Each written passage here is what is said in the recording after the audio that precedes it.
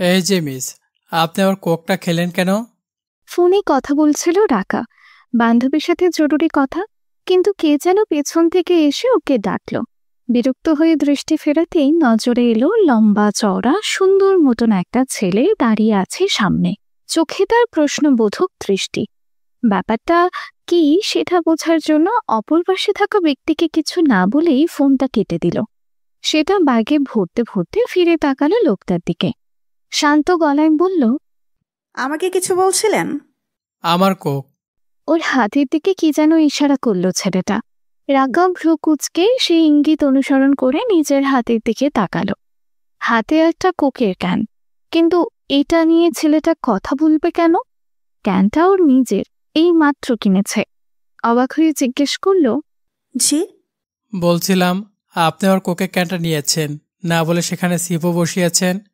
আপনার কেন? কিন্তু এটা তো এইমাত্র আমি কিনেছি, একদম এইমাত্র। আর আপনি বলছেন আপনার? জি, ক্যানটা আমার।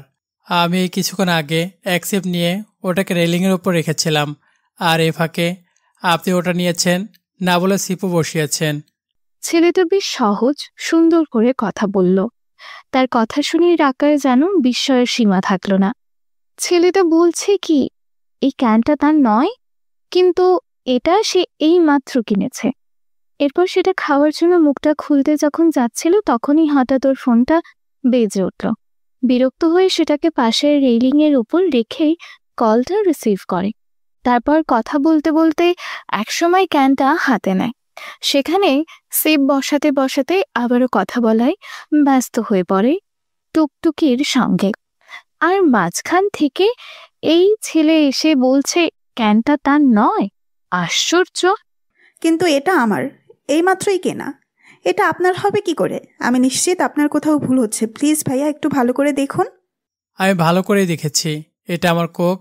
আমি এইমাত্রই কিনেছি। আর আমার বন্ধু রাখছিল দেখে ওই দিকটায় গিয়েছিলাম। যাওয়ার সময় এখানটা রেখেছিলাম, এসে দেখি আপনি আমার কোকের ক্যানটা নিয়েছেন। ভাইয়া, ভুল হচ্ছে কোথাও। জি না আপু, আমি ঠিকই আছি। এটা আমার ক্যান, আমি কিনেছি। একবার চিপ বসিয়ে রেখে গিয়েছিলাম। রাকার এবার রাগ উঠে গেল। ইচ্ছে করলো এই ছেলেটাকে কঠোর কিছু একটা কথা শুনিয়ে দিক, তাতে যদি শিক্ষা হয়। মানে কি হ্যাঁ, অযথা একটা মেয়েকে এসে বিরক্ত করার। আরে তুই যদি কোকের ক্যান রেখেই যাস তাহলে সেটা যাবে কোথায়? ক্যানের কি আর পা গুছিয়েছে যে হেঁটে হেঁটে চলে যাবে? কিন্তু কিছু বলা হলো না। ওর বলার আগেই ঘটনাস্থলে অনুপ্রবেশ ঘটল মাহির। মাহি তার বেস্ট ফ্রেন্ড, স্বভাবে একটুখানি চঞ্চল, আর কথাবার্তায় একটু লাগাম ছাড়া দুষ্টু টাইপের মেয়ে। ও এসে নিজের স্বভাবসিদ্ধ চঞ্চল ভাবেই বলল, কি রে, দাঁড়িয়ে দাঁড়িয়ে কি করছিস? টিয়ার সাথে কথা হলো? কি বললো শয়তানটা? আব টিয়া কি বলেছে সে ব্যাপারে কিছু বলতে পারল না রাকা। বেকুব মার্কা চাহনি দিয়ে মাহি আর সামনে দাঁড়ানো ছেলেটার দিকে তাকালো। ততক্ষণে ছেলেটার উপর মাহির দৃষ্টি পড়েছে।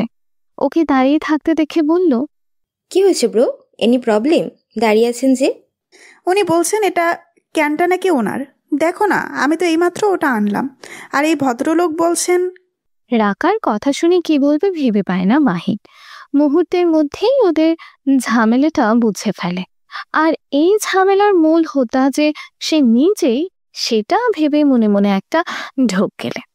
আসল ঘটনা শুনলে রাকা ওকে কি করবে কে জানে।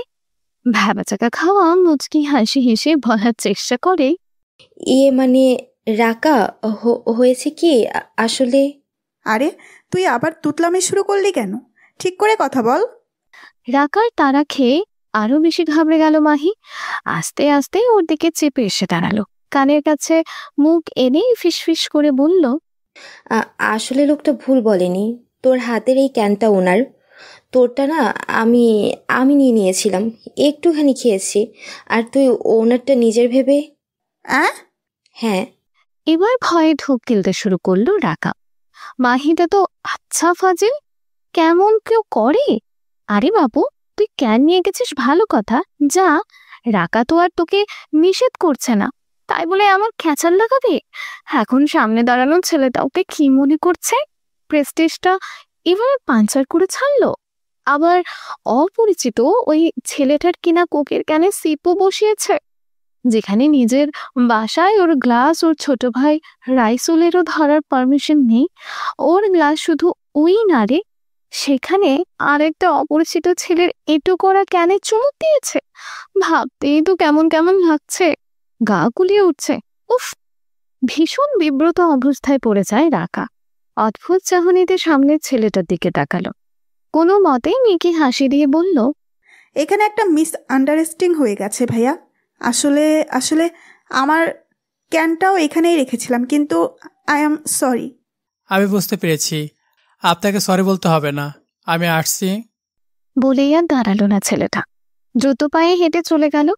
ওকে এভাবে চলে যেতে দেখে খানিকটা অবাক হলো রাকা। অবাক চোখে মাহির দিকে তাকিয়ে বলল, আজব তো, একটা কোকের ক্যানের জন্য এসে ঝামেলা করলো। তার ক্যান তার বলে যুক্তি দেখালো, আবার যখন ভুল বুঝে মাপ চাইলাম তখন ক্যানের জন্য কোনো আগ্রহই দেখালো না, সেফ মাফ করে দিয়ে চলে গেল। এতই যদি ভালো তাহলে কোকের ব্যাপারটা না তুললেও তো হতো। রাকার কথার প্রত্যুত্তরে মুচকি হাসল মাহি। এ হাসিকে বলে দুষ্টুমির হাসি। ভ্রু নাচিয়ে বলল, আরিকাদি, এটা বুঝিসনি? ছেলেটা তোর সাথে কথা বলার জন্য একটা চান্স নিল। কোকের ক্যানটা জারি হোক, কথা বলার সুযোগ যখন আছে তখন মিস করবে কেন? এসব হলো ছেলেদের বিশেষ টেকনিক, বুঝছিস? মেয়ে পটানোর কায়দা। কথা শুনে বিরক্তিতে ভ্রু জোড়া কুঁচকে এলো রাকার। মাহির দিকে তাকে ঠোঁট উল্টেই বলল, তুই যে কিনা সব কিছুতেই উল্টাপাল্টা চিন্তা ভাবনা, যা সর এখান থেকে। বলেই হাত দিয়ে ঠেলা মেরে চলে যায় সেখান থেকে। মাহি এক পলক বোকা দৃষ্টিতে তাকায়।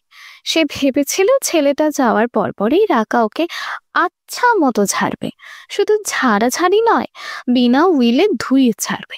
কিন্তু ও কিচ্ছুই করলো না। ভাবতেই নিজেকে কেমন যেন বোকা বোকা লাগলো। তারপর কি যেন মনে হতে সামনে তাকিয়ে দেখলো রাকা এগিয়ে গেছে অনেক দূর। তাই ছুট লাগিয়ে পিছু নেয় ওর, আর চিল্লিয়ে ডাকতে থাকে, রাকা, এই রাকা, দাঁড়া বলছি। বিছানায় পায়ের উপর পা তুলে শুয়ে আছে মায়া। হাতে তার ফোন, দ্রুত হাতে মেসেজ টাইপ করে চলেছে সে। যত সম্ভব ফাস্ট টাইপিং করে দ্রুত সেন্ড করে দিচ্ছে। ঠোঁটের কোণে শয়তানি হাসি, যাকে বলা হয় ডেভিল স্মাইল। লাইনের ওপাশে থাকা ব্যক্তিটিও সমান তালে রিপ্লাই দিয়েই যাচ্ছে। দুজনে চ্যাট করছে তুমুল গতিতে। কথাবার্তার পর্যায়েও বেশ তুঙ্গে। মাখো মাখো প্রেমে হাবুডুবু খাচ্ছে উভয়। কি রে, করছিস কি? বয়ফ্রেন্ডের সাথে চ্যাটিং? কারো ফোরন কাটা কণ্ঠ শুনে ফোন থেকে চোখ তুলে তাকালো মায়া। রুমের দরজায় দাঁড়িয়ে আছে ওর ছোট্ট বোন ছায়া। চোখে তার দুষ্টুমির হাসি। প্রত্যুত্তরে মায়া হাসলো, নিজের কাছে ব্যস্ত থেকেই বলল, আজবাজাও যা করি এখনই তাই করছি, এটা জিজ্ঞেস করার কোনো মানে হয়? না, তারপর মানুষের ভালো হতে কতক্ষণ লাগে? হতেও তো পারে ভালো হয়ে গেছিস, তাই জিজ্ঞাসা করি। যদিও আমি জানি তুই ভালো হওয়ার পাবলিক নোস। অত ফটর ফটর না করে আসল কথা পার। এই সময় এখানে এনেছিস কেন? এসেছি কি আর সাধে?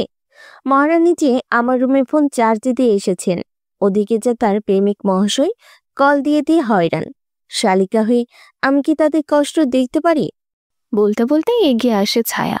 প্রেমিকের কথা শুনে কোনো ভাবাবেগ হয় না মায়ার। আগের মতোই ব্যস্ত হয়ে বলে, কে কল দিয়েছিল? কত নাম্বার? ফাহাদ ভাই, তোমার জানে জিগার প্রেমিক। বিছানায় পা তুলে আয়েশ করে বসতে বসতেই জবাব দেয় ছায়া। প্রত্যুত্তরে মায়া কিচ্ছু বলে না, মুচকি মুচকি হাসির তালে টাইপিং করে যায়। ওর হাবসাব দেখে কিছুটা বিরক্ত হয় ছায়া। তার বোনটা যে এমন কেন? একসাথে যে কতগুলো প্রেমিক পোষে কে জানে। পড়া নেই, লেখা নেই, দিন রাত শুধু চ্যাটিং আর চ্যাটিং। কি যে মজা পায় এত বকর বকর করে। ভাবতে ভাবতেই হাতের ফোনটা ভাইব্রেট করে উঠল। ছায়া ভ্রুকুচকে তাকিয়ে দেখল স্ক্রিনের উপর লেখা ভাসছে ফাহাদ কলিং।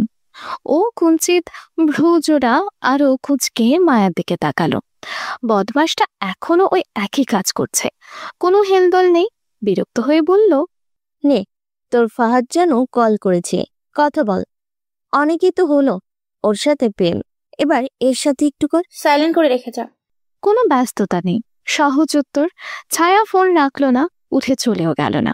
ফোনটা হাতে নিয়েই মায়ের দিকে তাকালো। জিজ্ঞাসু দৃষ্টিতে তাকিয়ে প্রশ্ন করল, তুই ফাহাদ ভাইয়ের ফোন রিসিভ করলি না কেন? তুই তো খুব ভালো করে জানিস সবাই টাইম পাস করলেও ফাহাদ ভাই তোকে সত্যি ভালোবাসে। ফোন পিক না করলেও বেচারা টেনশন করবে না? করলে করুক, তাতে আমার কি? আমি কি ওর খাই না পড়ে? এবারে ছায়ার দিকে পূর্ণ দৃষ্টিতে তাকিয়ে দেখলো ও।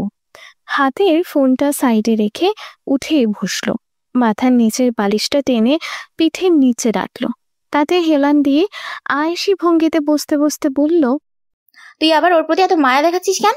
এই প্রেমে টেমে পড়ে গেলি না তো? শোন, ও আশা বাদ দে। ফাহাদ আমার সোনার ডিম পাড়া হাঁস, ওকে আমি ছাড়ছি না। ছিছি আপু, কিসব বলিস তুই? ফাহাদ ভাইকে নিয়ে আমি কেন ভাবতে যাব? না, ভাবলেই ভালো। সেটা আমি পছন্দ করব না, কারণ ফাহাদ আমার। ফাহাদের ওপর মায়ার এত কর্তৃত্ব সহ্য হলো না ছায়ার। মনে মনে খুব বেশি বিরক্ত হলো। মেয়েটা নিজে যখন সারা দিন অন্য ছেলেদের সাথে প্রেম করে, ফ্লার্ট করে বেড়ায়, তখন ফাহাদের কথা ওর মনেই থাকে না। অথচ ফাহাদ যদি ওকে কখনো কল করতে ভুলে যায় তাহলেই হয়েছে। তখন যে ন্যাকামো করে সেটা দেখলে ওর গা জ্বলে যায়। ওর হাজারটা বয়ফ্রেন্ড আছে, কিন্তু ফাহাদের একমাত্র ওই আছে। ছেলেটা ওকে অসম্ভব রকমের ভালোবাসে। মায়া তার বিন্দু পরিমাণও বাসে কিনা সন্দেহ। কিছুক্ষণ চুপ করে থেকে মনে মনে কি যেন ভাবলো, তারপর ওর দিকে তাকিয়ে বলল, আচ্ছা আপু, সত্যি করে বলতো, তুই কি ফাহাদ ভাইকে ভালোবাসিস? তোদের এতদিনের রিলেশন। সেটা জানা কি তোর খুব বেশি জরুরি? নিজের কাজ করতে পারছিস না? না মানে? এত বক বক না করে এখান থেকে যা তো। তোর কথা শুনতেই ইচ্ছে করছে না আমার, যা এখান থেকে। ধমকে উঠল মায়া। ছায়া কেমন মন খারাপের দৃষ্টিতে তাকালো, কিন্তু ওর কোনো ভাবাবেগ হলো না। ফোনের স্ক্রিনে চোখ রেখে বলল, কি হলো, যা। যাচ্ছি। দ্রুত পায়ে হেঁটে চলে যায় ছায়া। ও ঠিক চলে গেছে কিনা সেটা একবার দেখার জন্য দৃষ্টি তুলে দরজার দিকে তাকালো মায়া। না, চলেই গেছে। মেয়েটা থাকলেই যত যন্ত্রণা, বয়সে ছোট হয়েও যত সব জ্ঞানের ভান্ডার নিয়ে বসে থাকে, আর সুযোগ পেলেই ছাড়তে থাকে ওর ওপর। তাতে ভয়ঙ্কর মেজাজ খারাপ হয়ে যায়। ভেবেই একটা শ্বাস ফেলে সে। নিজে দ্বিতীয় ফোনটা হাতে নিয়ে চেক করে কল লিস্ট। ফাহাদ নামের পাগল প্রেমিক কল করেছে বেশ কবার। একবার ভাবে কল দেবে, তারপর কি যেন ভেবে আর ডায়াল করে না। ফোনটা একপাশে রেখে আগের ফোনটা হাতে নেয়। এতক্ষণ যার সাথে কথা বলল সে এখন ব্যস্ত, তাকে কল দিয়ে লাভ নেই। তাই লিস্টের আরো একজনের নাম্বার বের করে শুরু করলো প্রেমালাপ। কিছুক্ষণের মধ্যেই তার সাথে মত্ত হয়েও গেল মধুর আলাপে। পার্সে হাত ঢুকিয়ে চমকে উঠল টাকা। এ কি, সেখানে টাকা কই? হন্ততন্ত হয়ে হাত চালায় ব্যাগের প্রতিটা কোনায়, প্রতিটা চেইনের ভেতরে। কিন্তু না, চিরুনি তল্লাশি চালিয়েও সেখানে কোনো টাকা কেন, পয়সাও পাওয়া গেল না। রাকা আজ সকালবেলার কথা মনে করার চেষ্টা করলো। হাত খরচের টাকা শেষ হয়েছে বলে মায়ের কাছে গিয়েছিল টাকা নিতে। মা তখন ব্যস্ত ছিলেন, বললেন পরে দিয়ে দেবেন। রাকা বেরিয়ে এলো। রুমে এসে বই নিয়ে বসার পর সেখানে হাজির হলেন তার মা মিসেস পারভিন। টাকাটা টেবিলের ওপর রেখে চলে গেলেন। ও তখন বইয়ে মগ্ন, বলল পরে নিয়ে নেবে। তারপর তারপর আর মনে পড়ল না। তার মানে কি সে টাকা নিয়ে আসেনি? কিন্তু ও তো বাসে চড়ে বসেছে। এখন যদি ওর কাছে ভাড়া দেওয়ার মতো টাকা না থাকে, তখন এসব লোকাল বাসের কন্ডাক্টররা কি তাকে ছেড়ে দেবে ভেবেছে? কখনো না। এরা কখনোই কারোর জন্য কম্প্রোমাইজ করবে না।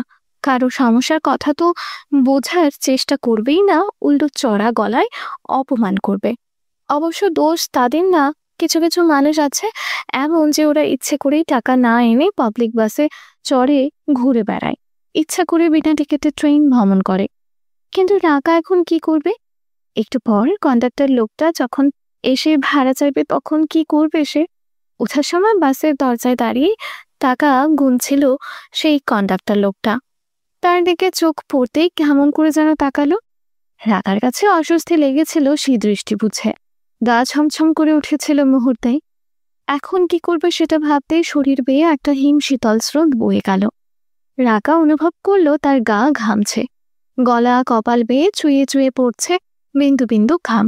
আসন্ন সংকটের আতঙ্কে বুকের ভেতরকার মাংসল পিণ্ডটা ধীরিম ধীরিম করে বাজছে। ইচ্ছে করতে থাকে ছাপ দিয়ে বাস থেকে নেমে যাওয়ার, কিন্তু সেটা আর হয়ে ওঠে না।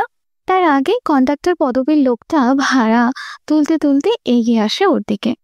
অন্য পাশে সিটের ভাড়া তুলতে তুলতে হুঁশিয়ার করে, আপা ভাড়াটা দেন। রাকা শুকনো একটা ঢোক গেলে জিভ দিয়ে শুষ্ক ঠোঁট ভিজিয়ে নেয়, কিন্তু বলার মতো কোনো ভাষা খুঁজে পায় না। ভয়ে চোখ খিচে বন্ধ করে। যখন সে এই ভরা বাসের মধ্যে দাঁড়িয়ে বলবে সে ভুলবশত টাকা আনেনি, তখন কেমন হবে? কেউ কি তাকে সাহায্য করবে, নাকি উৎসুক জনতার মতন তাকিয়ে থাকবে হাঁ করে? তাকিয়ে থাকার সম্ভাবনাই বেশি।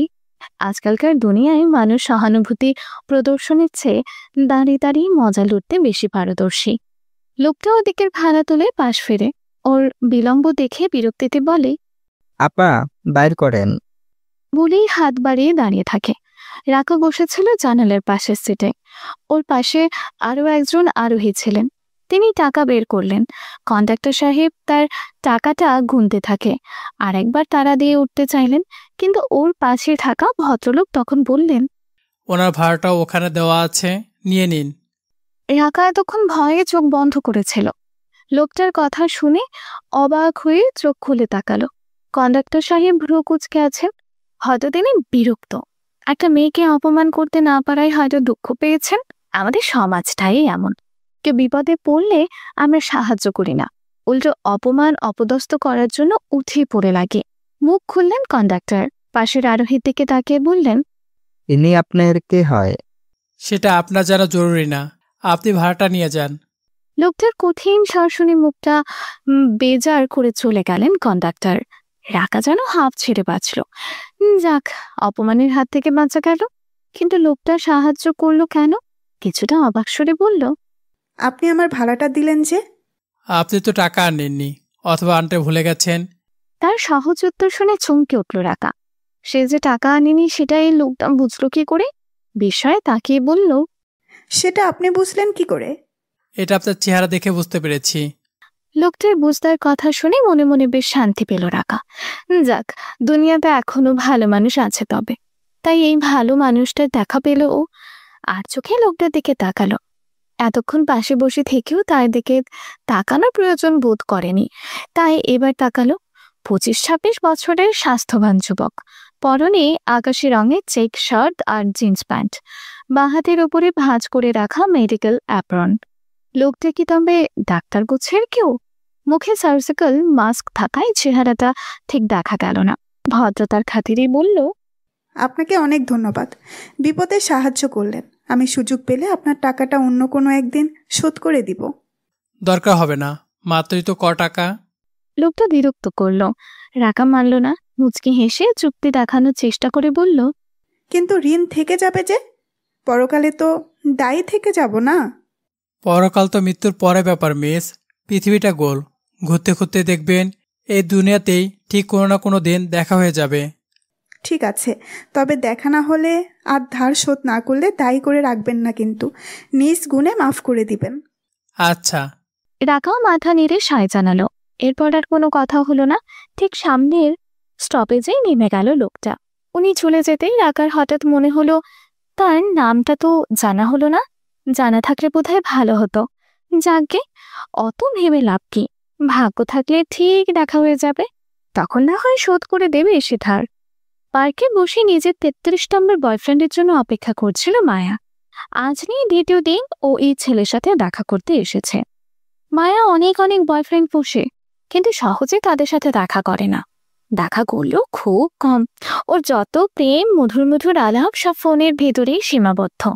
সামনাসামনি দেখা সাক্ষাৎ ও তখনই করে যখন দেখে সম্পর্ক বেশ ভালো হচ্ছে, গভীর হচ্ছে। কারণ অধিকাংশ ক্ষেত্রে ফ্ল্যাটিং এর সময় ওর সব আগ্রহ হারিয়ে যায়। মতের মিল হয় না, ঝগড়া বেজে যায়। আজ পর্যন্ত টিকে থাকা সম্পর্ক হয়েছে ওর একটাই, যার সাথে আজ 3 বছরের সম্পর্ক। ফাহাদ বুয়েটের স্টুডেন্ট, অসম্ভব মেধাবী, দেখতে যেমন হ্যান্ডসাম ওর প্রতিও তেমনই কেয়ারিং। অফিসিয়ালি ওকেই নিজের বয়ফ্রেন্ড হিসেবে ইন্ট্রোডিউস করে মায়া। এক ছেলেটা ওকে অনেক বেশি ভালোবাসে, তাই এত এত বয়ফ্রেন্ডের ভিড়েও ওকে সামাল দিয়ে রাখে সে। অনেকটা সময় পার হয়ে যাওয়ার পরও যখন তার সে বয়ফ্রেন্ড এলো না, তখন সে মনে মনে বেশ রেগে গেল। সাহস কত বড়, ওকে অপেক্ষা করিয়ে রেখেছে। আজ আসুক না আসুক, ব্রেকআপ যদি না করেছে তবে হয়েছে। ভাবতে ভাবতে পার্কের গেটের কাছে আসতে দেখা গেল ওর সেই বয়ফ্রেন্ডকে। ছেলেটা কেমন হন্তদন্ত হয়ে আসছে। পরনে শার্টের এক হাতের স্লিভ কোণে পর্যন্ত গোটানো, অন্যটা কবজি পর্যন্ত। প্যান্টেরও সেম অবস্থা, এক পা গুটিয়ে রাখা, অন্যটা ঠিকঠাক। কেমন পাগলের মতো লাগছে। ছেলেটার সমস্যাটা কি? এমন সংসেজে ঢং করছে কেন? আজও বলতে বলতেই ছেলেটা ওর সামনে এসে দাঁড়ালো। হাঁপাতে হাঁপাতে সরি বলল, কিন্তু মায়ার কোনো ভাবাবেগ হলো না। সে বেশ কঠিন করেই বলল, যে ছেলে টাইপ মেনটেন করতে পারে না তার সাথে আমি সম্পর্ক রাখি না, সো তোমার সাথেও রাখছি না, নাও বাই। বলেই ব্যাগ হাতে করে উঠে দাঁড়ায় মায়া। ছেলেটা হতবম্ব চাহনিতে তাকিয়ে থাকে। মায়া দাঁড়ায় না, গটগট করে হেঁটে এগিয়ে যায়। ব্যাপারটা বুঝতে পেরে নিজেও পিছু পিছু দৌড়াতে থাকে ছেলেটা। ওর হাত আঁকড়ে ধরে বলে, এসব তুমি কি বলছো জান? এই সামান্য কারণে কেউ ব্রেকআপ করে নাকি? জান, শোনো আমার কথা প্লিজ। ওর হাত ধরার দুঃসাহস দেখে রাগে ফেটে পড়ল মায়া। ঝটকা দিয়ে হাত ছাড়িয়ে নিয়ে বলল, হাত ছাড় আমার। তোর এত বড় সাহস, তুই আমায় দাঁড় করে রাখছস? ওই কতক্ষণ বসেছিলাম আমি, জানোস তুই? আধা ঘন্টা ধরে বসে থাকার পর তুই কস সরি? তো সরিটা আমি খেতাই মুখ। থাক তুই, আমি জায়গা। বলেই আর কোনো সুযোগ না দিয়ে সেখান থেকে চলে যায় মায়া। ভীষণ রাগ লাগছে তার। এত ছেলে ওর সাথে দেখা করার জন্য এত কিছু করে, আর এই ছেলেটা ওকে বসিয়ে রাখে। মায়ার সময়ের কোনো দাম নেই। রাগে ফুসতে ফুসতে একটা রিক্সা ডাকে মায়া। রিক্সায় চড়তেই হঠাৎ ফোনটা বেজে উঠল। কে ফোন করেছে সেটা দেখলো না মায়া, মনে করলো 33 নম্বর কল করেছে। রাগে গজগজ করতে করতে ফোন রিসিভ করে বলল, ওই তোরে কইলাম না আমারে কল দিবি না, কল দাস কে? কই নাই আমি, ব্রেক। আর কিছু বলতে পারল না সে। তার আগেই ফোনের উপাস থেকে শোনা গেল সুন্দর এক তরুণের কণ্ঠ। সে অবাক হয়ে বলছে, কি হয়েছে তোমার মায়া? এমন রেগে আছো কেন? কণ্ঠ শুনে থমকে গেল মায়া। না, ফাহাদের সাথে রাগারাগি করা যাবে না। নিজেকে যথাসম্ভব ঠান্ডা রাখার চেষ্টা করলো। কিছুটা অভিমানের সুরে বলল, এতক্ষণ পর আমার কথা মনে পড়লো তোমার, তাই না? সারাদিনে কয়বার কল দিলাম, খোঁজ তো নিলে না। প্রেয়সীর অভিমান দেখে মুচকি হাসলো ফাহাদ। মান ভাঙানোর জন্য বলল, আমি যখন কল দিলাম তখন তো ধরলে না। কাল কতবার কল করেছি দেখেছো তুমি? আর আজ আমি কল রিসিভ করিনি বলে রাগ করেছো? এত অন্যায়, এই মাসুম বাচ্চার উপর মহা অন্যায়। কথা শুনে কিছুটা দমল মায়া। অভিযোগ মিথ্যে নয়, ঠান্ডা গলায় বলল, আমি তখন ঘুমাচ্ছিলাম, ফোন সাইলেন্ট করা ছিল। আমিও তখন ব্যস্ত ছিলাম, এক্সাম হলে এক্সাম দিচ্ছিলাম। এবারে সব ঝগড়াঝাটি মিটে যায়। সদ্য ব্রেকআপ করে মায়ার মন মেজাজও ভালো হয়ে যায় ফাহাদের সাথে কথা বলে। বলল, কিন্তু তুমি তো জানো আমাকে কল দিয়ে না পেলে আমার খুব মন খারাপ হয়, একদম ভালো লাগে না, কেমন টেনশন টেনশন লাগে। এমন ভাব করে সে কথা বলে যেন ফাহাদ ছাড়া ওর জীবনে আর কেউই নেই। তাই ফাহাদ কল রিসিভ না করলে সে খুব কষ্ট পায়, মন ভালো থাকে না। অথচ এসবের এক বর্ণ সত্য নয়। ও সবার সাথে এমন মধু মেখে মেখে কথা বলতে ওস্তাদ। এদিকে ওর এমন মিষ্টি মিষ্টি কথা শুনে মনে মনে খুব খুশি হয় ফাহাদ। ভাবে ভাগ্য করে এমন মেয়ের দেখা পেয়েছে। একেবারে সহজ সরল মিষ্টি একটা মেয়ে। টিএসসিতে বসে আছে 3 বান্ধবী, রাকা, মাহি আর টিয়া। ছোট ছোট কফির কাপের চুমুকের সাথে আড্ডা জমে উঠছে ওদের। আলোচনা চলছে টিয়ার চোখ নিয়ে। মেয়েটা ছোটবেলা থেকে চশমা ব্যবহার করে, তবু চোখের অবস্থা খুবই খারাপ। প্লাস পাওয়ার, দিনকে দিন ওর চশমার পাওয়ার আরো বেড়েই চলেছে। গত পরশুদিনও ডাক্তারের কাছে যেতেই তিনি চশমার পাওয়ার আরো বাড়িয়ে দিলেন। আগে ছিল +4, এখন হলো +4.5। বেচারি চশমা খুললে সামনের কিছুই চোখে দেখে না, যা দেখে সব ঝাপসা, আলো ছায়ার অদ্ভুত খেলা। সেটা নিয়েই বেচারির যত দুঃখ আর বান্ধবীদের ঠাট্টা মশকরা। ওদের কথাবার্তা শুনে বিরস মুখে বসে আছে টিয়া। মুখে রানি, চোখে আর নতুন চশমা। আগের ফ্রেমটা বদলেছে, নতুন লাগানো গোল ফ্রেমে তাকে কেমন অদ্ভুত দেখাচ্ছে। মাহি তার স্বভাবসুলভ ফাজলামো করেই বলল, আরে টিয়া, তোর তো ভবিষ্যৎ অন্ধকার। কেন? অত চোখের সমস্যা ছাড়া আর কোনো প্রবলেম নেই তাহলে? কাপে চুমুক বসিয়ে প্রশ্ন করল রাকা। প্রত্যুত্তরে মাহি দুষ্টু চোখে তাকালো, বলল, আরে চক্ষুরত্ন, বড় রত্ন জানিস না? বেচারির চোখ খারাপ, চশমা ছাড়া একেবারেই কানাতো। তো ভ্রুকুচকে একই সাথে প্রশ্ন করে রাকা টিয়া। ওরা বেশ বুঝতে পারছে মাহির মতলব বেশ খারাপ। সে এখন এমন কিছু বলবে যাতে দুজনেরই মুখ হাঁ হয়ে যায়। তার ঠোঁটের কোণের বাঁকা হাসি তার প্রমাণ। ওদের চিন্তাকে ঠিক ঠিক প্রমাণ করেই মাহি বলল, টিয়ার বাড়িতে বিয়ের কথা চলছে, বিয়ে তো হাফ ফাইনাল। এখন বিয়ের সময় চশমা চোখে ওরে কেমন এলিয়েন লাগবে ভাবছিস? আর তারপর কোনো কারণে চশমা খুললে জিজু সামনে দাঁড়ায় থাকলেও তো এই আন্ধা চোখে দেখবে না রে। ভাসর রাতে যে কি করবে আল্লাহ মাবুদ।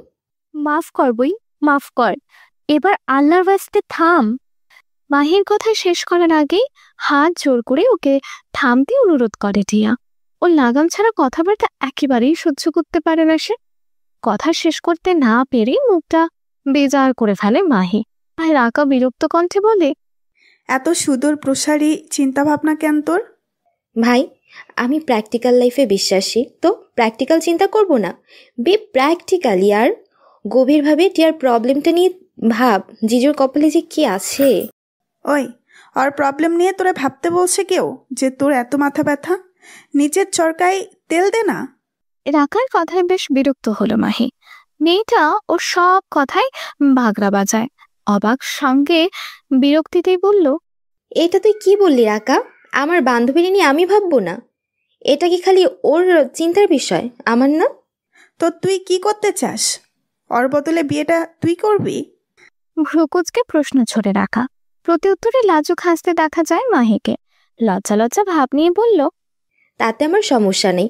ব্যাটার চেহারা সুরত ভালোই আছে, কিন্তু সমস্যা একটাই, ব্যাটায় যে মাস্টার, দেখা যাবে কথায় কথায় মাস্টারি বিদ্যা ফলাচ্ছে। তখন না ভাই, দরকার নেই। টিয়ার জিনিস টিয়াই নে। I have no interest.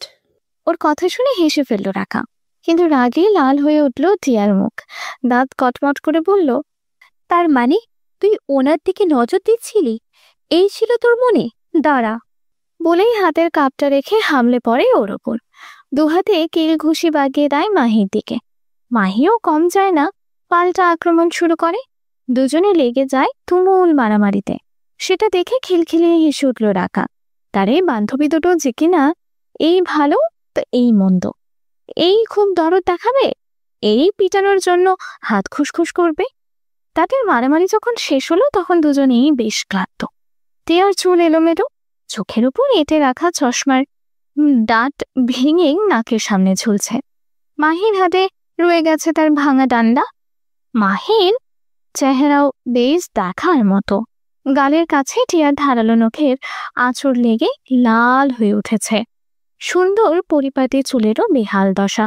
দুজনেই দুজনের দিকে তাকিয়ে রাগে খুঁজছে। মাহি চিরবির পড়ে উঠে বলল, শালি, আমার এত সুন্দর করে বাঁধা চুলগুলো তুই কি করলি? হ্যাঁ, ছিঁড়ে ফেললি?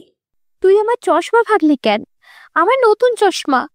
ভাঙছি বেশ করছি, তুই আমার গালে খামচি দিলি কেন? কি বললি তুই? তোরে আমি?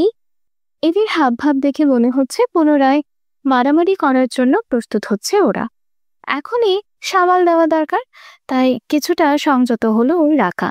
যদিও এদের কাজ কারবার দেখে ওর জন্য হাসি আটকে রাখা দায়, তবুও চেষ্টা করলো ওদের ঠান্ডা করবার। বলল, তোরা কি শুরু করলি দোস্ত? এখনো প্রাইমারি স্কুলের বাচ্চা কাচ্চাদের মতো মারামারি করিস। Shame on you guys. রাখ তোর সেম। আমার চুল টুল ছিঁড়ে একাকার করছে, আর ওরে আমি ছেড়ে দেবো ভাবছিস? কখনো না। রাগে তেতে উঠে মাহি। টিয়াও কম যায় না, সেও তার স্বরে চেঁচিয়ে উঠল, তোরেও আমি ছেড়ে দেব না। আমার নতুন চশমা ভেঙেছিস তুই, দাম নিয়ে ছাড়বো। আহা, থাম না একটু, এত রাখলে চলে? কুল গাইস, কুল। রাকার মধ্যস্থতায় আর কোনো কথা বলে না কেউ। মুখ ফুলিয়ে বিপরীত দিকে তাকিয়ে থাকে দুজন। রাকা হাসে, নিজও আর কিচ্ছু বলে না। কিন্তু এই নীরবতা শুধুমাত্র কিছুক্ষণের। একটু পরেই হঠাৎ চেঁচিয়ে ওঠে মাহি, এই রাকা, এই দেখ তো, এটা সেই দিনে সে ছেলেটা না? ওই যে রেস্টুরেন্টে গিয়ে ক্যান নিয়ে ঝগড়া করলি, দেখ তো। কথা শুনে ফিরে তাকায় দুজনেই। দেখতে পেল ওদের ঠিক অন্য পাশে দাঁড়িয়ে আছে 3-4টা ছেলে। দেখেই বোঝা যাচ্ছে এরা ভার্সিটি পড়ুয়া ছেলে। কফির কাপ হাতে তাদের মধ্যেও চলছে তুমুল হইচই। রাকা সূক্ষ্ম চোখে তাকালো, খেয়াল করলো দলের প্রাণ হয়ে যে ছেলেটা আড্ডা জমাচ্ছে তার দিকে। পরনে ওশেন ব্লু কালারের ডেনিম শার্ট আর জিন্স প্যান্ট। শার্টের বোতামগুলো উন্মুক্ত করে রাখার কারণে ভিতরের হোয়াইট কালারের টি শার্টটা নজরে আসছে বেশি। ট্রিম কাটটা সুন্দর চুল। মুখের দিকে তাকাতেই মনে পড়ল সেদিনের কথা, রেস্টুরেন্টে খেতে গিয়ে ক্যান নিয়ে কথা কাটাকাটির কথা। সেদিন ভুলবশত ওই ছেলেটার ক্যানে সিপ বসিয়েছিল সে। ভাবতেই অপ্রতিভ হলো খানিকটা। দ্রুত চোখ সরিয়ে নিল। ছেলেটার গলার আওয়াজ এ পর্যন্ত আসছে। রাকা না চাইতেও সে কণ্ঠস্বর খেয়াল করলো। হঠাৎ করে খুব বেশি পরিচিত লাগতে লাগলো ওর। না, সেদিন যে কথা বলেছিল সেই জন্য জেলে রাখছে না। মনে হচ্ছে এরপরও এই ছেলের সাথেই ও কথা বলেছিল, কিন্তু কিভাবে, কোথায় রাখা মনে করতে পারল না। ওর ধ্যান ভাঙলো মাহের কথায়। পোলার হাসিটা যে কি না, উফ, বুকে গিয়ে লাগে। সেদিনটা এত ভালো লাগে নাই। আমি যে ক্রাশ খাইছি রাকারে।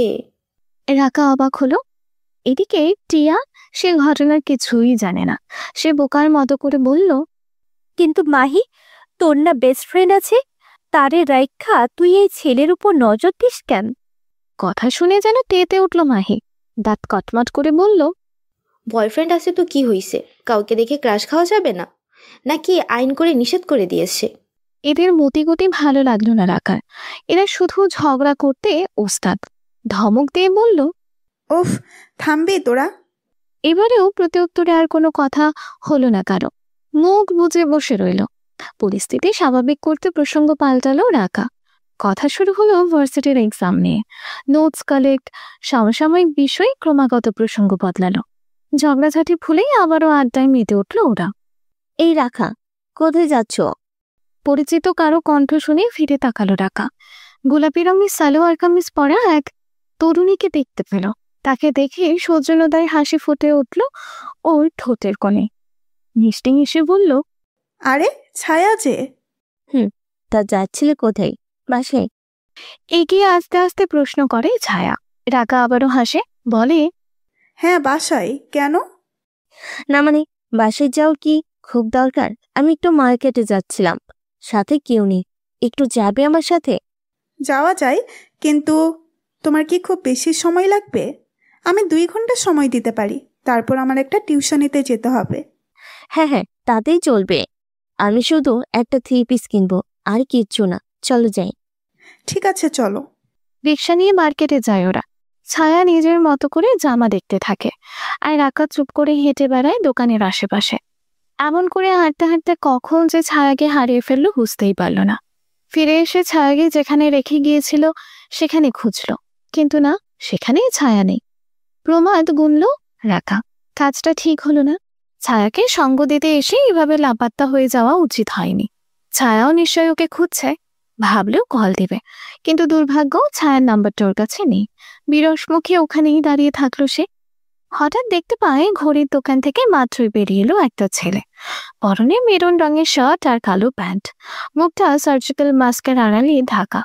চুলগুলো কয়েকটা এসে পড়েছে কপালের কাছে। হাতে একটা প্যাকেট। ছেলেটা হেঁটে হেঁটে রাকার দিকে আসতে থাকে। রাকা ভালো করে তাকায়। ছেলেটাকে ওর খুব চেনা চেনা লাগে। কোথায় যেন দেখেছে। হ্যাঁ, এটাই তো সেদিন বাসের ওই ছেলেটা। তাকে তো তার ধার শোধ করা হয়নি, বলেছিল আবার দেখা হলে দিয়ে দেবে। ভাবতে ভাবতেই ছেলেটা ওর সামনে দিয়ে হেঁটে চলে যায়। তার মানে ওকে দেখতে পাইনি। রাকা খানিকটা ইতস্তত করেই ডাকে, এই যে শুনছেন, এই যে, এই ভাইয়া। ডাক শুনে পিছনে ফেললো ছেলেটা। তাকেই ডাকা হচ্ছে কিনা তার নিশ্চিত হওয়ার জন্য এদিক ওইদিক তাকালো। অবশেষে রাকার দিকে তাকাতেই সে হাসি মুখে বলল, আপনাকেই ডাকছিলাম, একটু শুনুন প্লিজ। ছেলেটা অবাক হয়ে কি হয়েছে বোঝার চেষ্টা করে। ইশারায় প্রশ্ন করে কেন ডাকা হলো তাকে। ডাকা এগিয়ে আসে। কাছে এসে কথা বলতে গিয়ে হঠাৎ ইতস্তত বোধ করে। কোনো মতে বলল, মানে আমাকে চিনতে পারছেন? ওই যে সেদিন বাসে আপনি আমার ভাড়াটা দিয়ে দিলেন, আমি সেদিন ভুলবশত টাকা দিয়ে আসিনি, মনে নেই? কথা শুনে কিছুক্ষণ কি যেন ভাবলো ছেলেটা। তারপর কিছু মনে পড়ার ভঙ্গিতে বলল, হ্যাঁ মনে পড়েছে, আপনি তো ছিলেন সেদিন। সত্যি পৃথিবীটা গোল, তাই আবার দেখা হয়ে গেল আমাদের। জি, আপনার টাকাটা সেদিনই শোধ করা হয়নি, এই যে নিন। বলেই নিজের হ্যান্ডব্যাগ থেকে টাকাটা বের করে রাখা। ছেলেটা হাসে। যদিও মাস্কের আড়ালে তার হাসিটা ওর দৃষ্টিগোচর হয় না, তবুও সে হাসির আওয়াজ কানে আসে। আসলে হাসির আওয়াজ একটি শ্রুতিমধুর শব্দ। ছেলেটা বলল, লাগবে না ও টাকা, রাখুন আপনার কাছে। কেউ বিপদে পড়লে তাকে সাহায্য করা আমাদের দায়িত্ব, তাই করেছি। এখন সে টাকা ফেরত নিয়ে নিজেকে ছোট করতে চাই না। কিছুটা অবাক হলো রাকা। ছেলেটার কথাবার্তা বেশ সুন্দর, গুছিয়ে গুছিয়ে বলতে পারে, আবার মানুষের উপকারও করে। ভালোই আছে, কিন্তু পরক্ষণেই যেন কি মনে হতেই ভ্রু কুচকে আসর। মাহির বানানো ফিলোসফির কথা মনে হয়। ওর মতে, জগতে কিছু কিছু ছেলে আছে যারা মানুষের সামনে এমন ব্যবহার করে যেন সে মহা ভালো, ভাজা মাছটি উল্টে খেতে জানে না টাইপ, ভদ্র নম্র, কিন্তু আসলে তেমন কিছুই না। সবই এদের মেয়ে পটানোর কায়দা, তাদের সামনে ভালো সাজার চেষ্টা। রাকা অবশ্য মাহির এমন ফিলোসফিতে বিশ্বাস করে না, কারণ ওর কাছে জগতের সব ছেলেরাই খারাপ, কেউ যেন ভালো হতেই পারে না। যদিও আপাত দৃষ্টিতে এই ছেলেটাকে ওর কাছে যথেষ্ট ভালো বলে মনে হয়েছে, তারপরও ও সম্বন্ধে এমন কিছু ধারণা হওয়া অস্বাভাবিক নয়। ভ্রুকুঁচকে বলল, আপনি কি সবাইকে এমন টাকা ধার দিয়ে ফেরত নেন না নাকি?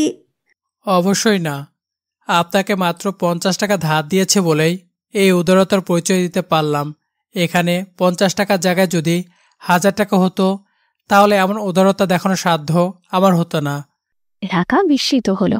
ছেলেটা বেশ সাবলীল ভাষায় সত্যিটা বলেছে। সত্যি টাকার পরিমাণ কম বলেই এমন উদারতা সে দেখিয়েছে। অঙ্কটা বেশি হয়ে গেলে তো সেটা সম্ভব হতো না। মুচকে হেসে বলল, ঠিক আছে, টাকা ফেরত নাই বা নিলেন, 1 কাপ কফি তো খেতে পারেন। আমি না হয় আপনাকে 1 কাপ কফিই খাওয়াই। যদি তাতে ধার শোধ করার ইচ্ছা না থাকে তাহলে চলুন। বলেই মৃদু হাসল ছেলেটা। রাকা খুশি হলো। দুজনেই মল থেকে বেরিয়ে গেল পাশের একটা কফি হাউসে। কফি অর্ডার করা হলো। এই ফাঁকে দুজনে পরিচয়ও হয়ে নিল। ছেলেটার নাম সাদাফ, সাদাফ ইসলাম। মেডিকেল কলেজ থেকে পড়ে এখন ইন্টার্নশিপ করছে। কথা বলতে বলতে কফি চলে এলো। তখন নিজের মাস্কটা খুলে পকেটে রাখলো সাদাফ, কারণ মাস্ক পরে তো আর কিছু খাওয়া যায় না। রাকা প্রথমে খেয়াল করেনি, মাথা নিচু করে কি যেন করছিল। চোখ তুলে ছেলেটার দৃশ্যমান মুখটা দেখতেই যেন এক দফা অবাক হলো। চমকে উঠে বলল, আপনি? সাদাফ ভ্রু কুঁচকে তাকালো, বলল, জি আমি। কিন্তু কি হয়েছে, আপনি এমন করে তাকাচ্ছেন কেন? মানে আপনি সেই দিনকার সেই ছেলেটা না, ভুলবশত যার কোকের ক্যান আমি সিপ বসিয়েছিলাম? প্রশ্ন শুনে একটু অবাক হলো না সাদাফ। স্বাভাবিকভাবে বলল, জি, সেদিন আমার ক্যানটা আপনি নিয়েছিলেন। রাকা আরও অবাক হলো। ছেলেটা তো দেখি সেই ঘটনা বেশ মনে আছে। তাহলেও রাকার সাথে এত সহজ ব্যবহার! ও কি বলবে ভেবে পায় না। গুছিয়ে কথা বলার ভালো গুণটা ওর কোনো কালেই ছিল না, তাই আমতা আমতা করে বলল, না, আসলে আমি সেদিন ইচ্ছে করে করিনি, কিন্তু আপনি তারপরেও কেন সেদিন বাসে আমাকে সাহায্য করলেন? ওর কথা শুনে এবার যেন বোকা বনে গেল সাদা। আশ্চর্য, সেদিনের ঘটনার জন্য কি একটা মানুষ বিপদে পড়লে তাকে সাহায্য করবে না? অবাক কণ্ঠে বলল, আপনি এমন করে বলছেন যেন সেদিন রেস্টুরেন্টে আপনার সাথে তুমুল ঝগড়া লেগেছিল। আসলে তেমন কিছুই তো হয়নি। ইট ওয়াজ মিসআন্ডারস্ট্যান্ডিং। ব্যাপারটা আমি ওখানেই ভুলে গেছি। আর যাই হোক না কেন, কেউ বিপদে পড়লে তাকে সাহায্য করা উচিত, তাই না? আপনাকে তখন হেল্প না করলে কন্ট্রাক্টর তো নিশ্চয়ই অপমান করে আপনাকে ধুয়ে দিত। না মানে, আপনি সেদিন মাস্ক পরা ছিলেন না, তাই চিনতে পারিনি, সেই জন্য অবাক হয়েছি।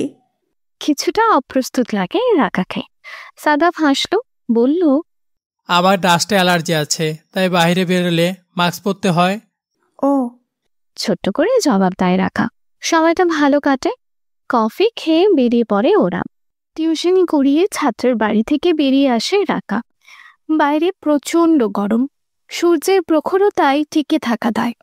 কাঠফাটা রোদে খা খা করছে সারা শহর। আশেপাশে রিক্সা বা অন্য কোনো যানবাহন নেই।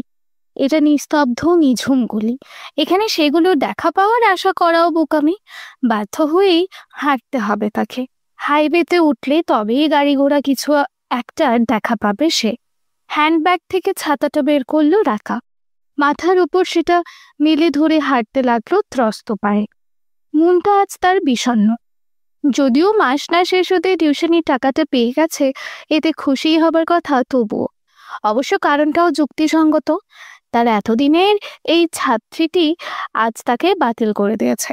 না, ভালো পড়াচ্ছে না সেজন্য নয়, আসলে তারা চলে যাচ্ছে শহর ছেড়ে গ্রামে। সেখানে গিয়ে স্থায়ীভাবে থাকবে তারা।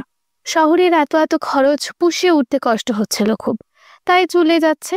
সত্যিই তো, ক্রমাগত জিনিসপত্রের উচ্চ মূল্য, সাথে বাড়ি ভাড়া, গ্যাস বিল, বিদ্যুৎ বিল, পানির বিল, বাচ্চাদের পড়ালেখা, এসবের এত এত চাপে নিম্ন মধ্যম আয়ের মানুষগুলো টিকবে কি করে? তার চেয়ে শহর ছেড়ে গ্রামের কোলাহল মুক্ত নির্মল পরিবেশে গিয়ে বাস করা সহজ না?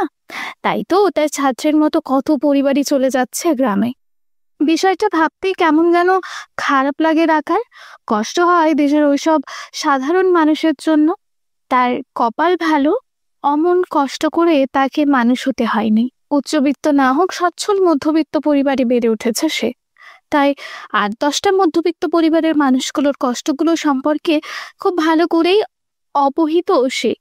ওইসব পরিবারের মানুষগুলোর আত্মত্যাগ, তিতিক্ষার কথা কিছুটা হলেও জানে। ভাবতে ভাবতেই হাইওয়েতে পৌঁছে যায় ঢাকা। এতক্ষণের চিন্তামালা আপাতত স্থগিত রেখে হাঁপ ছাড়ে। এত সব দুঃখের কথা তার ভাবতে ইচ্ছে করে না। ইচ্ছে করে রূপকথার গল্পের মতন ভাবতে, তাদের মতন সুখী থাকতে। কিন্তু দুঃখ ছাড়া মানুষ বাঁচে কি করে? যে মুদ্রার এক পিঠ সুখের, তার উল্টো পিঠে যে দুঃখের। চোখ তুলে সামনে তাকাতেই দেখতে পেল রাস্তার অপর পাশে একটা রিক্সা দাঁড়িয়ে আছে। যাত্রীর আশায় হাত নেড়ে তাকে ডাকলো। সেটা কাছে আসতেই জায়গার নাম বলে উঠে বসলো রিক্সায়। যাত্রা আরম্ভ হলো। ফাহাদ, শুনছো? বলছি ভালোবাসি।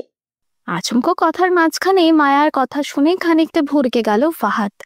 মেয়েটা হুটহাট এমন করে ভালোবাসি বলতে পারে বলে ওকে অবাক সঙ্গে বিস্মিত করে ফেলে, যেটা একজন ছেলে হয়েও পারে না। ও আপন মনেই হাসলো, ধীরে ধীরে বলল, ভালোবাসি ভালোবাসি ভালোবাসি। যথাযথ প্রতি উত্তর পেয়ে মনে মনে খুশি হয়ে উঠল মায়া।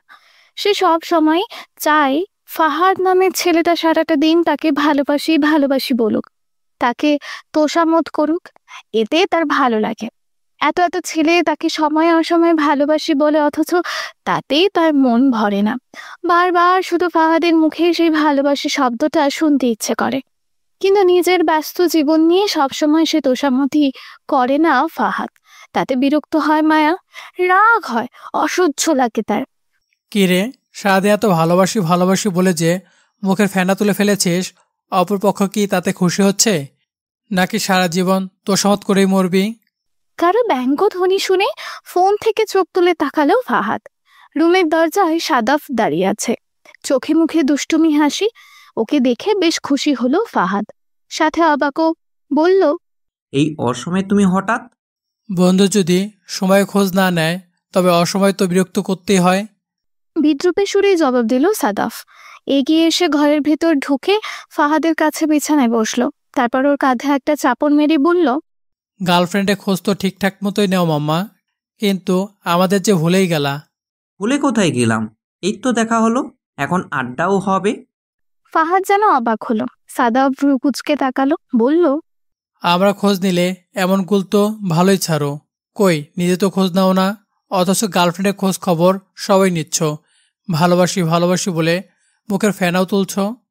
সাদাফের অভিযোগ শুনে মনে হচ্ছে যেন মায়া নামের মেয়েটা তার সতীন, তাই সে কথায় কথায় এমন খোঁচাচ্ছে। কেমন ছেলে মানুষই যে ও করতে পারে ভেবেই হালকা হাসলো ফাহাদ। তারপর বলল, এমন বাচ্চাবি মার্কা কথা বলছিস কেন? সাদ, তুই কি বাচ্চা না কি মায়া তোর সতীন? তারপর দুষ্টু হেসে বলল, মাম্মা, হাচ্চা কইরা কও দেহি, মেশিন টেশিন সব ঠিক আছে তো? হঠাৎ এত দরদ দেখাচ্ছ? বলেই চোখ টিপ মেরে দেয়। সাদাফের কুঞ্চিত ভ্রু আরো কুচিয়ে আসে, চোখ দুটো ছোট ছোট করেই বলল, তুই যে কি না সব কথা উল্টা মিনিং বের করিস। নিজে তো কালে ভদ্রে খোঁজে নিস না, আবার খোঁজ নিতে এলে যত সব আজাইয়ের কথা, ফাজিল কোথাকার। আচ্ছা যা, আর ফাজলামো করবো না। তা বল, হঠাৎ এ সময় এলি যে? আজ হসপিটালে তোর ক্লাস ছিল না? ছিল, কিন্তু ভাল লাগে না, তাই ছুটি নিয়ে চলে এলাম। সাদাফের সহজ স্বীকারোক্তি শুনে ফাহাদ আবারও হাসলো, খুশি হয়ে বলল, তাহলে বল, আজ এখানেই থেকে যাবি নাকি সিফাত আর অনন্তকে ডাকি তাহলে? সে চিন্তা তোকে করতে হবে না, আমি আসার সময় ওই দুটাকে ডেকে এসেছি। ওর কথা শেষ না হতেই বলে উঠল সাদাফ। শুনে খুশি হলো ফাহাদ, বলল, তাহলে তো আড্ডা আজ জমবে ভালোই। বাহ, অনেকদিন পর। শোন, আর একটা কাজ করে ফেল, আন্টিকে গিয়ে বল যে মুড়ি মাখাতে। মুড়ি মাখা আর গরম চা এগুলো ছাড়া কি আড্ডা জমে বল? সিফাতরা এই এলো বলে। তুই 1 মিনিট বস, আমি 5 মিনিটে গিয়ে আধ ঘন্টায় ফিরে আসছি। বলে লাফাতে লাফাতে বিছানা থেকে নেমে চলে গেল ফাহাদ। ও যেতেই সশব্দে হেসে উঠল সাদাফ। ছেলেটা কথার যে কি শ্রী! কিছুক্ষণের মধ্যেই ফাহাদের বাসায় হাজির হয়ে গেল ওদের সেই চিরপরিচিত বন্ধুগুলো, ফাহাদ, সাদাফ, শিফাত আর অনন্ত। 4 জন মিলিয়ে জমে উঠল আড্ডা, সাথে ফাহাদের মা বানানো গরম চা আর মুড়ি মাখা। হই হুল্লোড় করতে লাগলো সবাই। বাড়িটাকে হঠাৎ খুব প্রাণবন্ত লাগলো সবার কাছে। ছেলেদের পাগলামি দেখে আপন মনেই হেসে উঠলেন তিনি। রাস্তার পাশে দাঁড়িয়ে আছে রাকা, ফোন হাতে নিয়ে ব্যস্ত ভঙ্গিতে এদিক ওইদিক তাকাচ্ছে, যেন কারো অপেক্ষা করছে। কিছুক্ষণ পরপর কলও করছে। অপর পাশে থাকা ব্যক্তিটি হয়তো ব্যস্ত হয়ে কৈফিয়ত দিচ্ছে, কিন্তু তাতে ওর মেজাজ আরো খারাপ হচ্ছে। রাগী কণ্ঠে বলল, আমি কিচ্ছু শুনতে চাইছি না মাহি, তোকে আসতে বলেছি, তুই আসবি। সেই আধা ঘন্টা ধরে আমি রাস্তার মধ্যে দাঁড়াই আছি, তোর গায়ে লাগে না? না আহ রাকা, এত ক্ষেপে যাচ্ছিস কেন? বললাম না ঘুম থেকে উঠতে দেরি হয়েছে। আরে তো চেঁচাচ্ছিস কেন? আসছি তো আমি। মাহির কথা শুনে যেন আরো বেশি ক্ষেপে গেল রাকা। দাঁত মুখ খিচিয়ে উঠেই বলল, হ্যাঁ আসছিসই তো, সেই আধা ঘন্টা ধরে তুই আসছিস তো আসছিসই, পথ তোর শেষই হচ্ছে না। আরে থাম আর একটু প্লিজ, 5টা মিনিট দাঁড়া, আমি এই আসছি। বারবার সময় চায় মাহি। রাকার আগে যেন ফেটে পড়ে। কোনো কথা না বলে চট করে ফোনটা কেটে দিয়ে ব্যাগে পুরে ফেলে। অসহ্য লাগছে তার। ইচ্ছে করে মোবাইলটা দিয়ে মাহির মাথায় ঢিল মারুক, এত জোরেই মারুক যেন ওর করুটিটা ফেটে 2 ভাগ হয়ে যায়। বজ্জাত কোথাকার! এবারে মাহি তার কথা রাখলো। ঠিক 5 মিনিটের মাথায় সে এসে দাঁড়ালো রাকার সম্মুখে। দাঁড়িয়েই এমনভাবে হাঁপাতে শুরু করলো যেন সে যোজন যোজন পথ দৌড়ে এসেছে। দৌড়াতে দৌড়াতে পা ক্ষয়ে গেছে, গলা শুকিয়ে গেছে, প্রাণ হাঁপিয়ে উঠেছে। রাকা বিরক্ত চোখে তাকালো, মুখটাকে হেডমাস্টারের মতো কঠিন করে বলল, হয়েছে তোর ঢং, এখন চল। তুই কি রাকা? আমার প্রতি কি তোর একটুও মায়া দয়া নেই? দেখলি মানুষটা, দৌড়ে এলাম তাও এমন করছিস। বলি আমি মানুষ না? আমার দৌড়ে আসতে কষ্ট লাগে না? নাকি আমি রোবট? রাকা আরো বেশি বিরক্ত হলো। চোখে মুখে সে বিরক্ত ভাব প্রকাশ পেল কথায়। বলল, হয়েছে তোর মেলোড্রামা, এবার চল। জীবনেও ভালো হইলি না। শ্রাগ জানায় মাহি। রাকা এবারে হাসলো। ভালো আমি কোনো কালে ছিলামও না। প্রতি উত্তর করলো না মাহি। রাকাও আর কিছু বলল না। হাত নেড়ে একটা রিক্সা ডাকলো। দুজনেই বেরিয়ে পড়লো নীল ক্ষেতের উদ্দেশ্যে। কয়েকটা প্রয়োজনীয় বই খুঁজছিল রাকা, কিন্তু এত এত বইয়ের ভিড়ে খুঁজেই পাচ্ছিল না। মাহিকে বারবার বলছিল খুঁজে দে খুঁজে দে, কিন্তু বদমাইশটা পাত্তাই দিচ্ছে না। সে বড় আরাম করে এপাশে দাঁড়িয়ে বয়ফ্রেন্ডের সাথে ফোন আলাপ করতে ব্যস্ত। এদিকে ওর খেয়াল নেই, কথা বলছে আর হাসছে, কখনো মুচকি হাসি তো কখনো একটু জোরেই হাসি। রাকাও আর চোখে সব খেয়াল করছে আর মনে মনে ফুঁসছে। একসময় আর সইতে না পেরে ছুটে গেল ওর কাছে, হাত থেকে ফোনটা কেড়ে নিল বড় দাপটের সাথে। মাহি অবাক চোখে তাকালো, কিন্তু ওর দৃষ্টিকে সম্পূর্ণ উপেক্ষা করে ফোনটা কানে রাখলো। ওপাশ থাকা মাহির ভালোবাসার মানুষটি তখন মাহির জন্য প্রেমের কবিতা আবৃত্তিতে ব্যস্ত। ফোনটা যে হাত বদল হয়েছে সে জানে না। রাকা কঠিন গলায় বলল, দুলাভাই থামুন, অনেক হয়েছে আপনার প্রেম আলাপন, এবার দম নিন, আর মাহিকেও একটু ছাড়ুন। সবসময় তো আপনার সাথেই প্রেম আলাপ করে, এবার না হয় বান্ধবীকে নিয়েও একটু সময় দিক। হঠাৎ করে রাকার কণ্ঠ শুনে ভরকে গেল মাহির প্রেমিক পুরুষ। থতমত খেয়ে বলল, রাকা নাকি? কেমন আছো তুমি? বাড়ির সবাই ভালো তো? জি আলহামদুলিল্লাহ, সবাই ভালো। আপনার সবাই ভালো তো? হ্যাঁ সবাই ভালো। তা তোমার বান্ধবী কোথায়? ওকে একটু দাও তো। কথাটা বলতে যেন কিছুটা অস্বস্তিতেই পড়ল সে, কিন্তু রাকা সে ভাব খেয়াল করল না। কঠিন গলায় বলল, সে তো ভাইয়া দেওয়া যাবে না, ও এখন ব্যস্ত, ওকে নিয়ে আমি নীলক্ষেতে এসেছি, একটু দরকার ছিল। আপনি না হয় পরে কল করুন।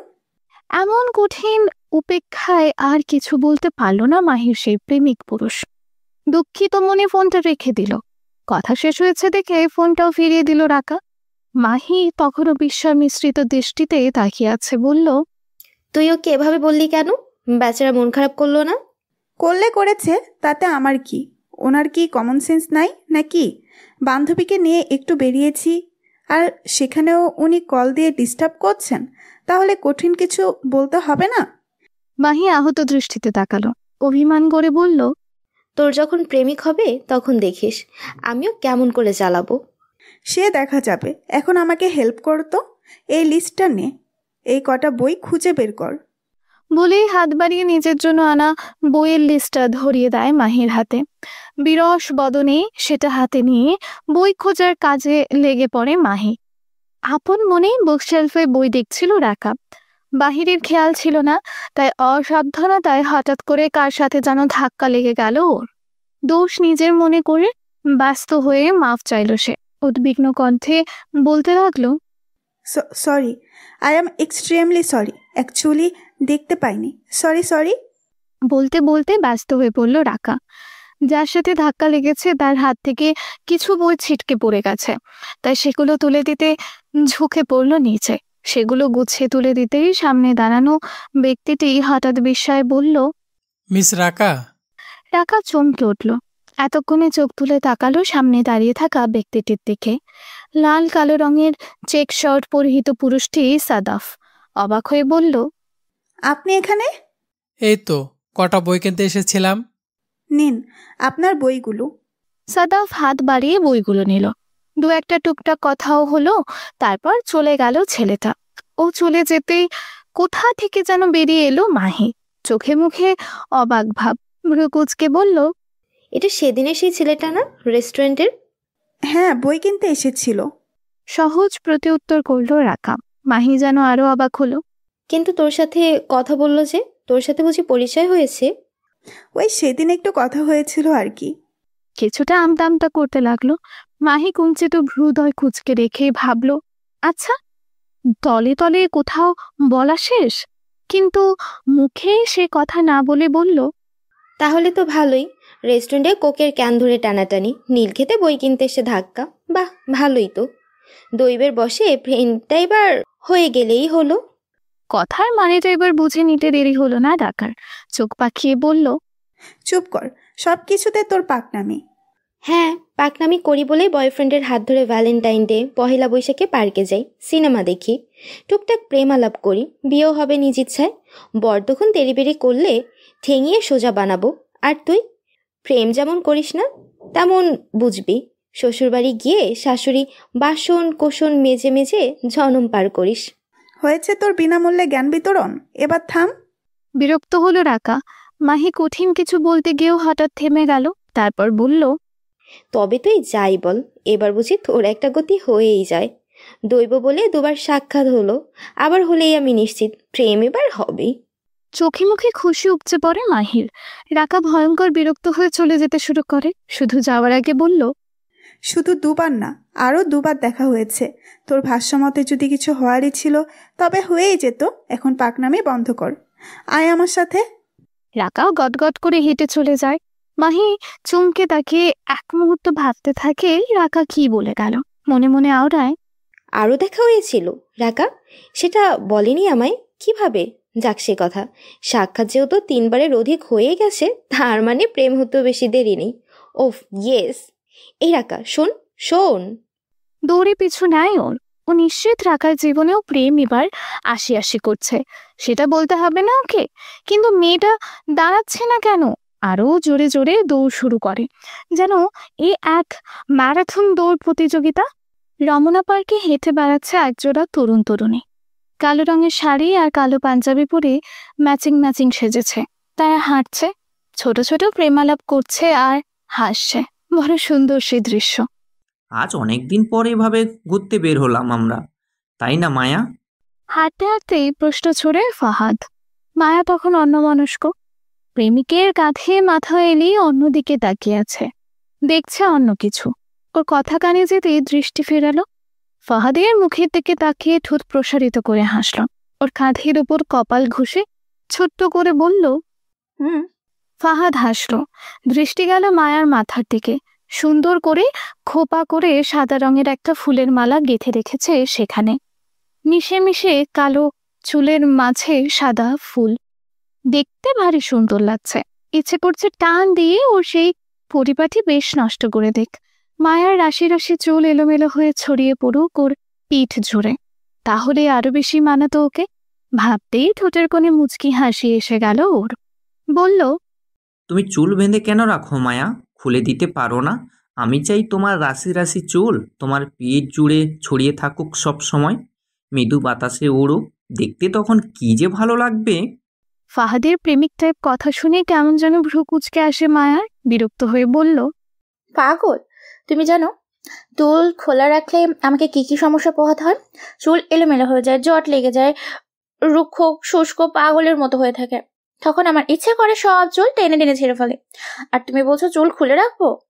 ফাহাদ যেন অবাক হলো।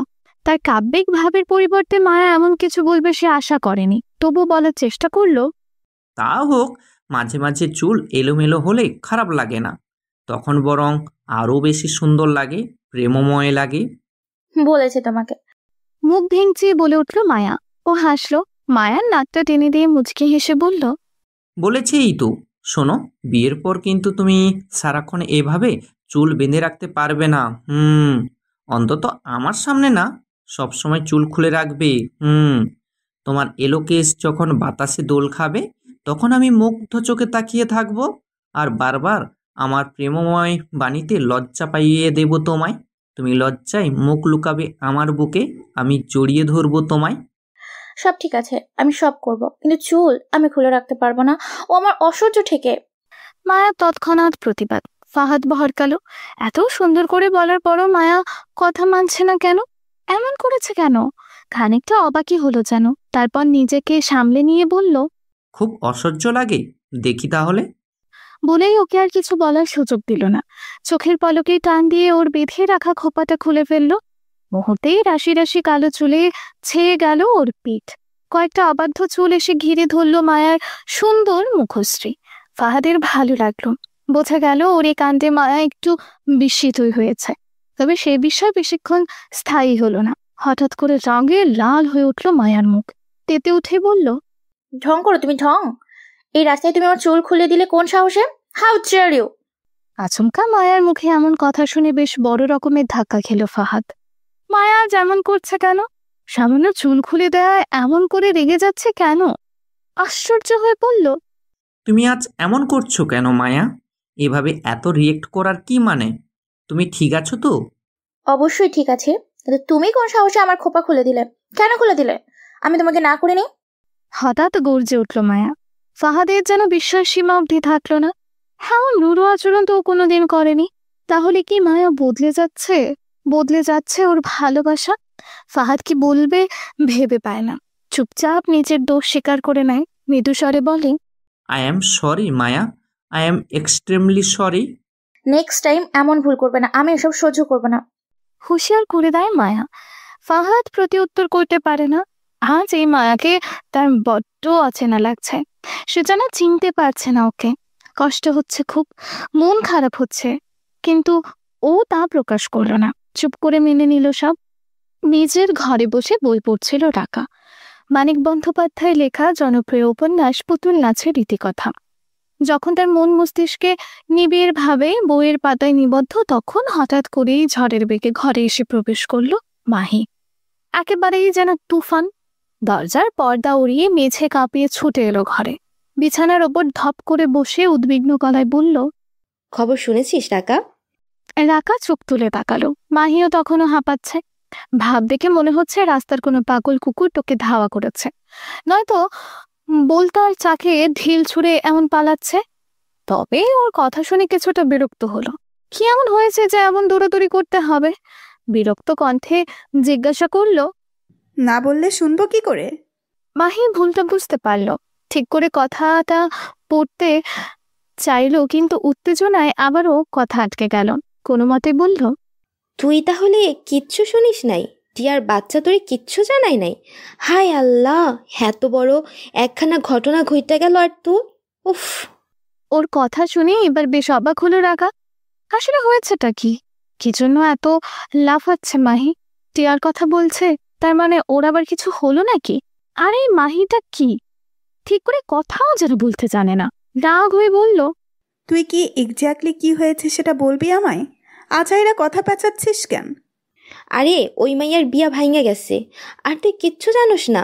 মাইয়া খালি ফোন দিয়া ভ্যা ভ্যা করবার পায়, কাজের কাজ কিচ্ছু পারে না, আহাম্মক কোথাকার। এবার যেন চমকে উঠল রাখা। টিয়ার বিয়ে ভেঙে গেছে কিভাবে?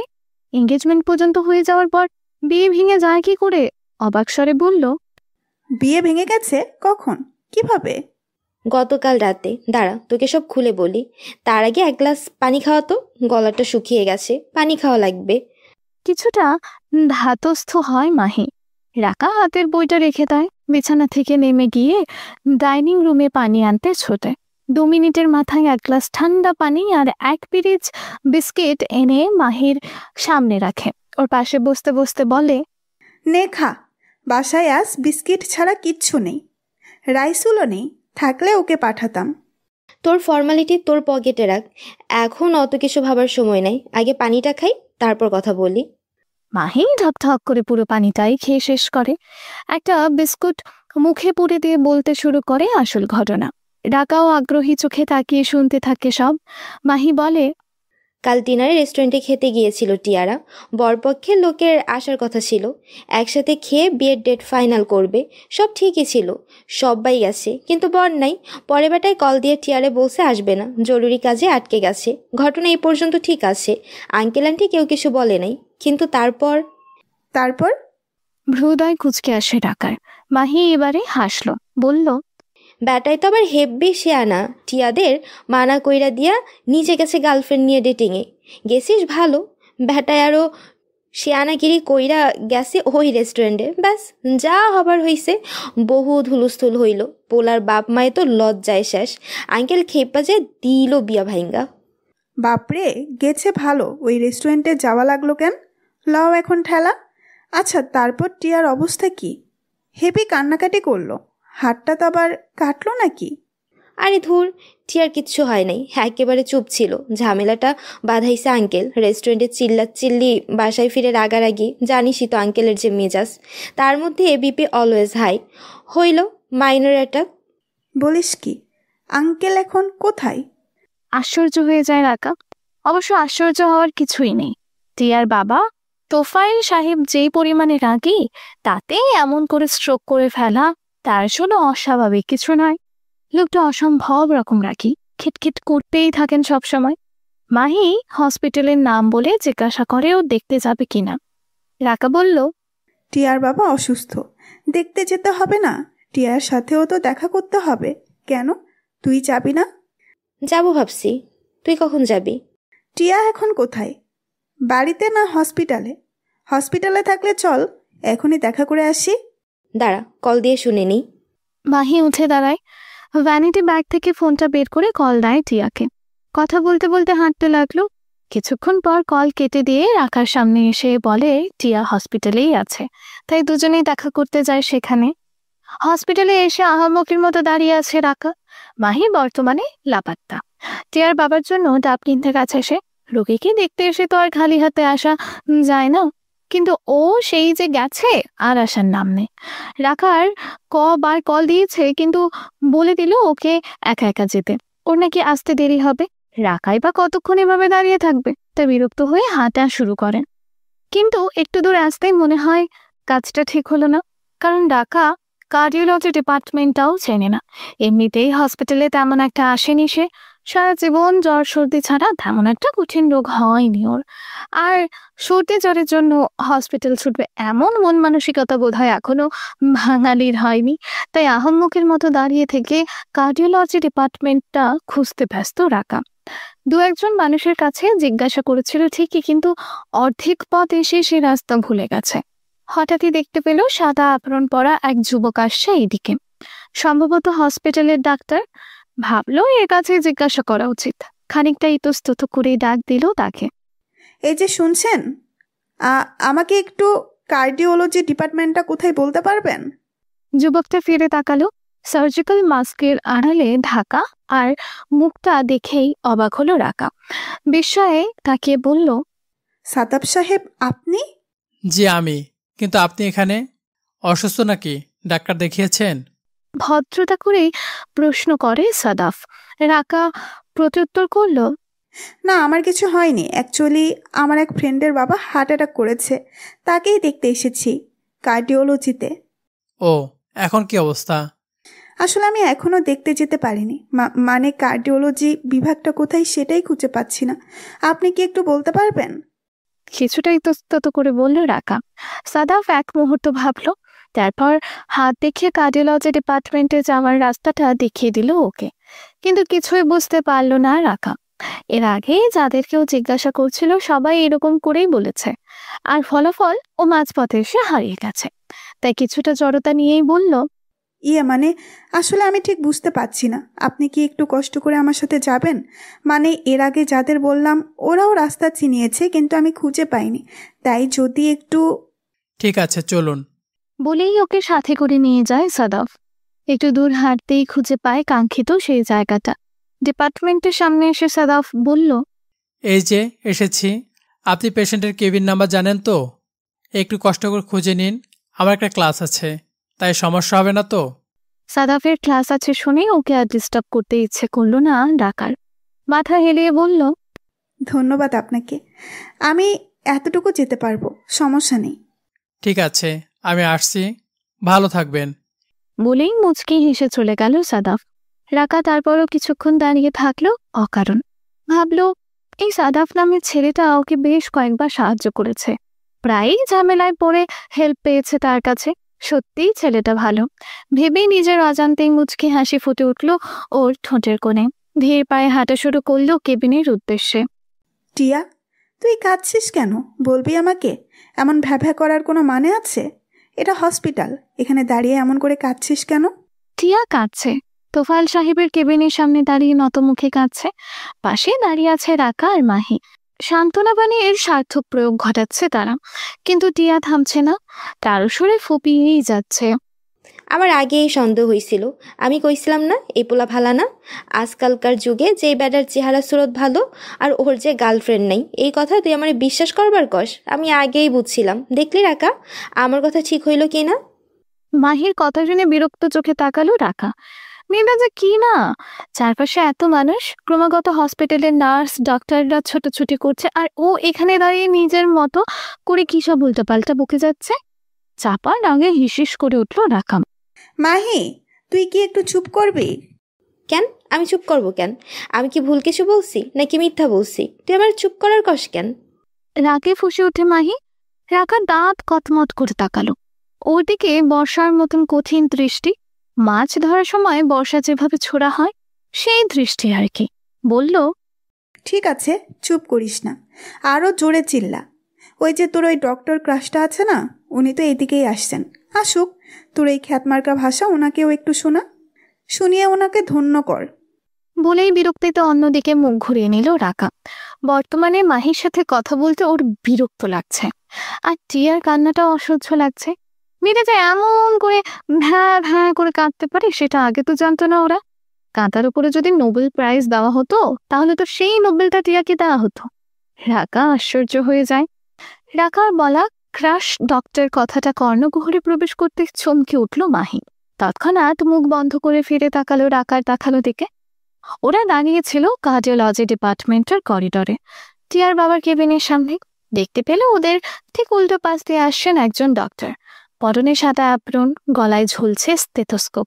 আজ বিকেলে এই তরুণ ডক্টরকে দেখে ক্রাশ খেয়েছে মাহি, তাই তার সামনে নিজের খারাপ রূপটা দেখাতে চাইল না সে।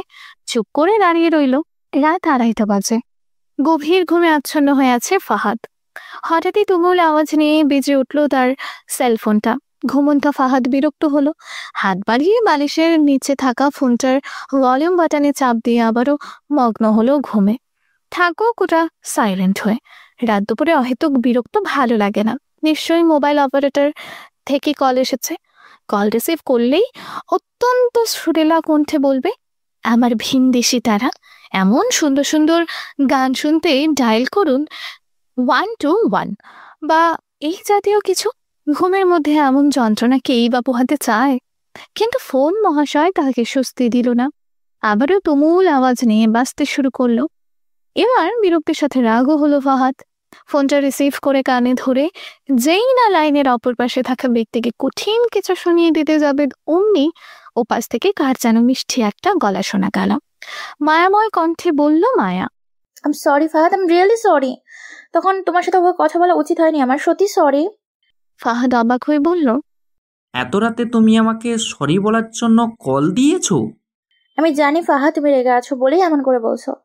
তো বিশ্বাস করো আমি তখন ইচ্ছে করে আমার রোড ভিপ করিনি। তুমি তো জানো আমি তোমাকে কত ভালোবাসি, কিন্তু কিন্তু মাঝে মাঝে কি হয় আমার আমি নিজেই বুঝতে পারি না। প্লিজ ফাহাদ, মন খারাপ করে থাকো না। আর সোয়ার আর এমন হবে না প্লিজ। মায়াকে কেমন যেন উত্তেজিত মনে হলো, যেন এই মুহূর্তে সরি বলাটা তার জন্য সবচেয়ে গুরুত্বপূর্ণ। ফাহাদ যে অবাক হলো কথাটা বলেছে ব্যাপারটা সে বোঝেনি, ভেবে নিয়েছে সেটা ওর ঢাকের কথা, তাই যেন আরো বেশি উত্তেজিত হয়ে উঠল সে। ফাহাদ বিস্মিত হলো, বলার চেষ্টা করলো, আমি তোমার উপর রেগে কেন থাকবো মায়া? তুমি কি রেগে থাকার মতো কিছু করেছো? কিছু তো করনি, তবে খামোখা বলছো কেন? মায়া চমক খেলো। ফাহাদ কি তবে বেশি রেগে আছে? রাগ ভাঙানোর জন্য মাঝরাতে কল দিল, তাতেও কিছু হচ্ছে না। এতক্ষণে তো বাদের রাগ গুলে পানি হয়ে যাওয়ার কথা। সে এত চিন্তা ভাবনা করে এই রাত দুপুরে কল করে সরি বলতে চাইলো, আর ফাহাদ পাত্তা দিচ্ছে না? নাকি ইমোশন আসছে না ওর? কণ্ঠটাকে আরো বেশি নরম আর মন খারাপে জর্জরিত করে বলল, তুমি তাহলে সত্যি খুব বেশি রেগে আছো জান। আমি কিন্তু সত্যি বলছিলাম সরি, মন থেকে সরি। দেখো তখন অমন করে বলেছি, বলার পর থেকে আমার মনটা কেমন খচখচ করছে, কিছুতেই শান্তি পাচ্ছি না। ভেবেছিলাম পরে কল দিব, কিন্তু দেখো তোমাকে সরি না বলা পর্যন্ত আমার চোখে ঘুমও ধরা দিল না। বিছানায় সেই শুয়েছি কখন, এখনো একবারও দোষকের বাধা মেলাতে পারিনি। প্রচন্ড গিল্টি ফিল হচ্ছে। I'm sorry Fahad, please forgive me. মায়ার মায়াময় বাক্য ব্যহে শেষ পর্যন্ত গলল ফাহাদের সরল মন। অবাক হলো, বিষয়ের রেশ খেলে গেল সারা শরীর জুড়ে। বিকেলের সেই ছোট্ট ঘটনাটা এত বড় প্রভাব ফেলে দিয়েছে মায়ের মনে। শুধু হঠাৎ রেগে গিয়ে ফাহাদকে কিছু বলে ফেলেছিল সেই কথা। হ্যাঁ, ও মন খারাপ করেছিল। মায়ের আচমকা অমন ব্যবহার ও আসলে মানতে পারেনি, কিন্তু সেটা তো ছিল সাময়িক।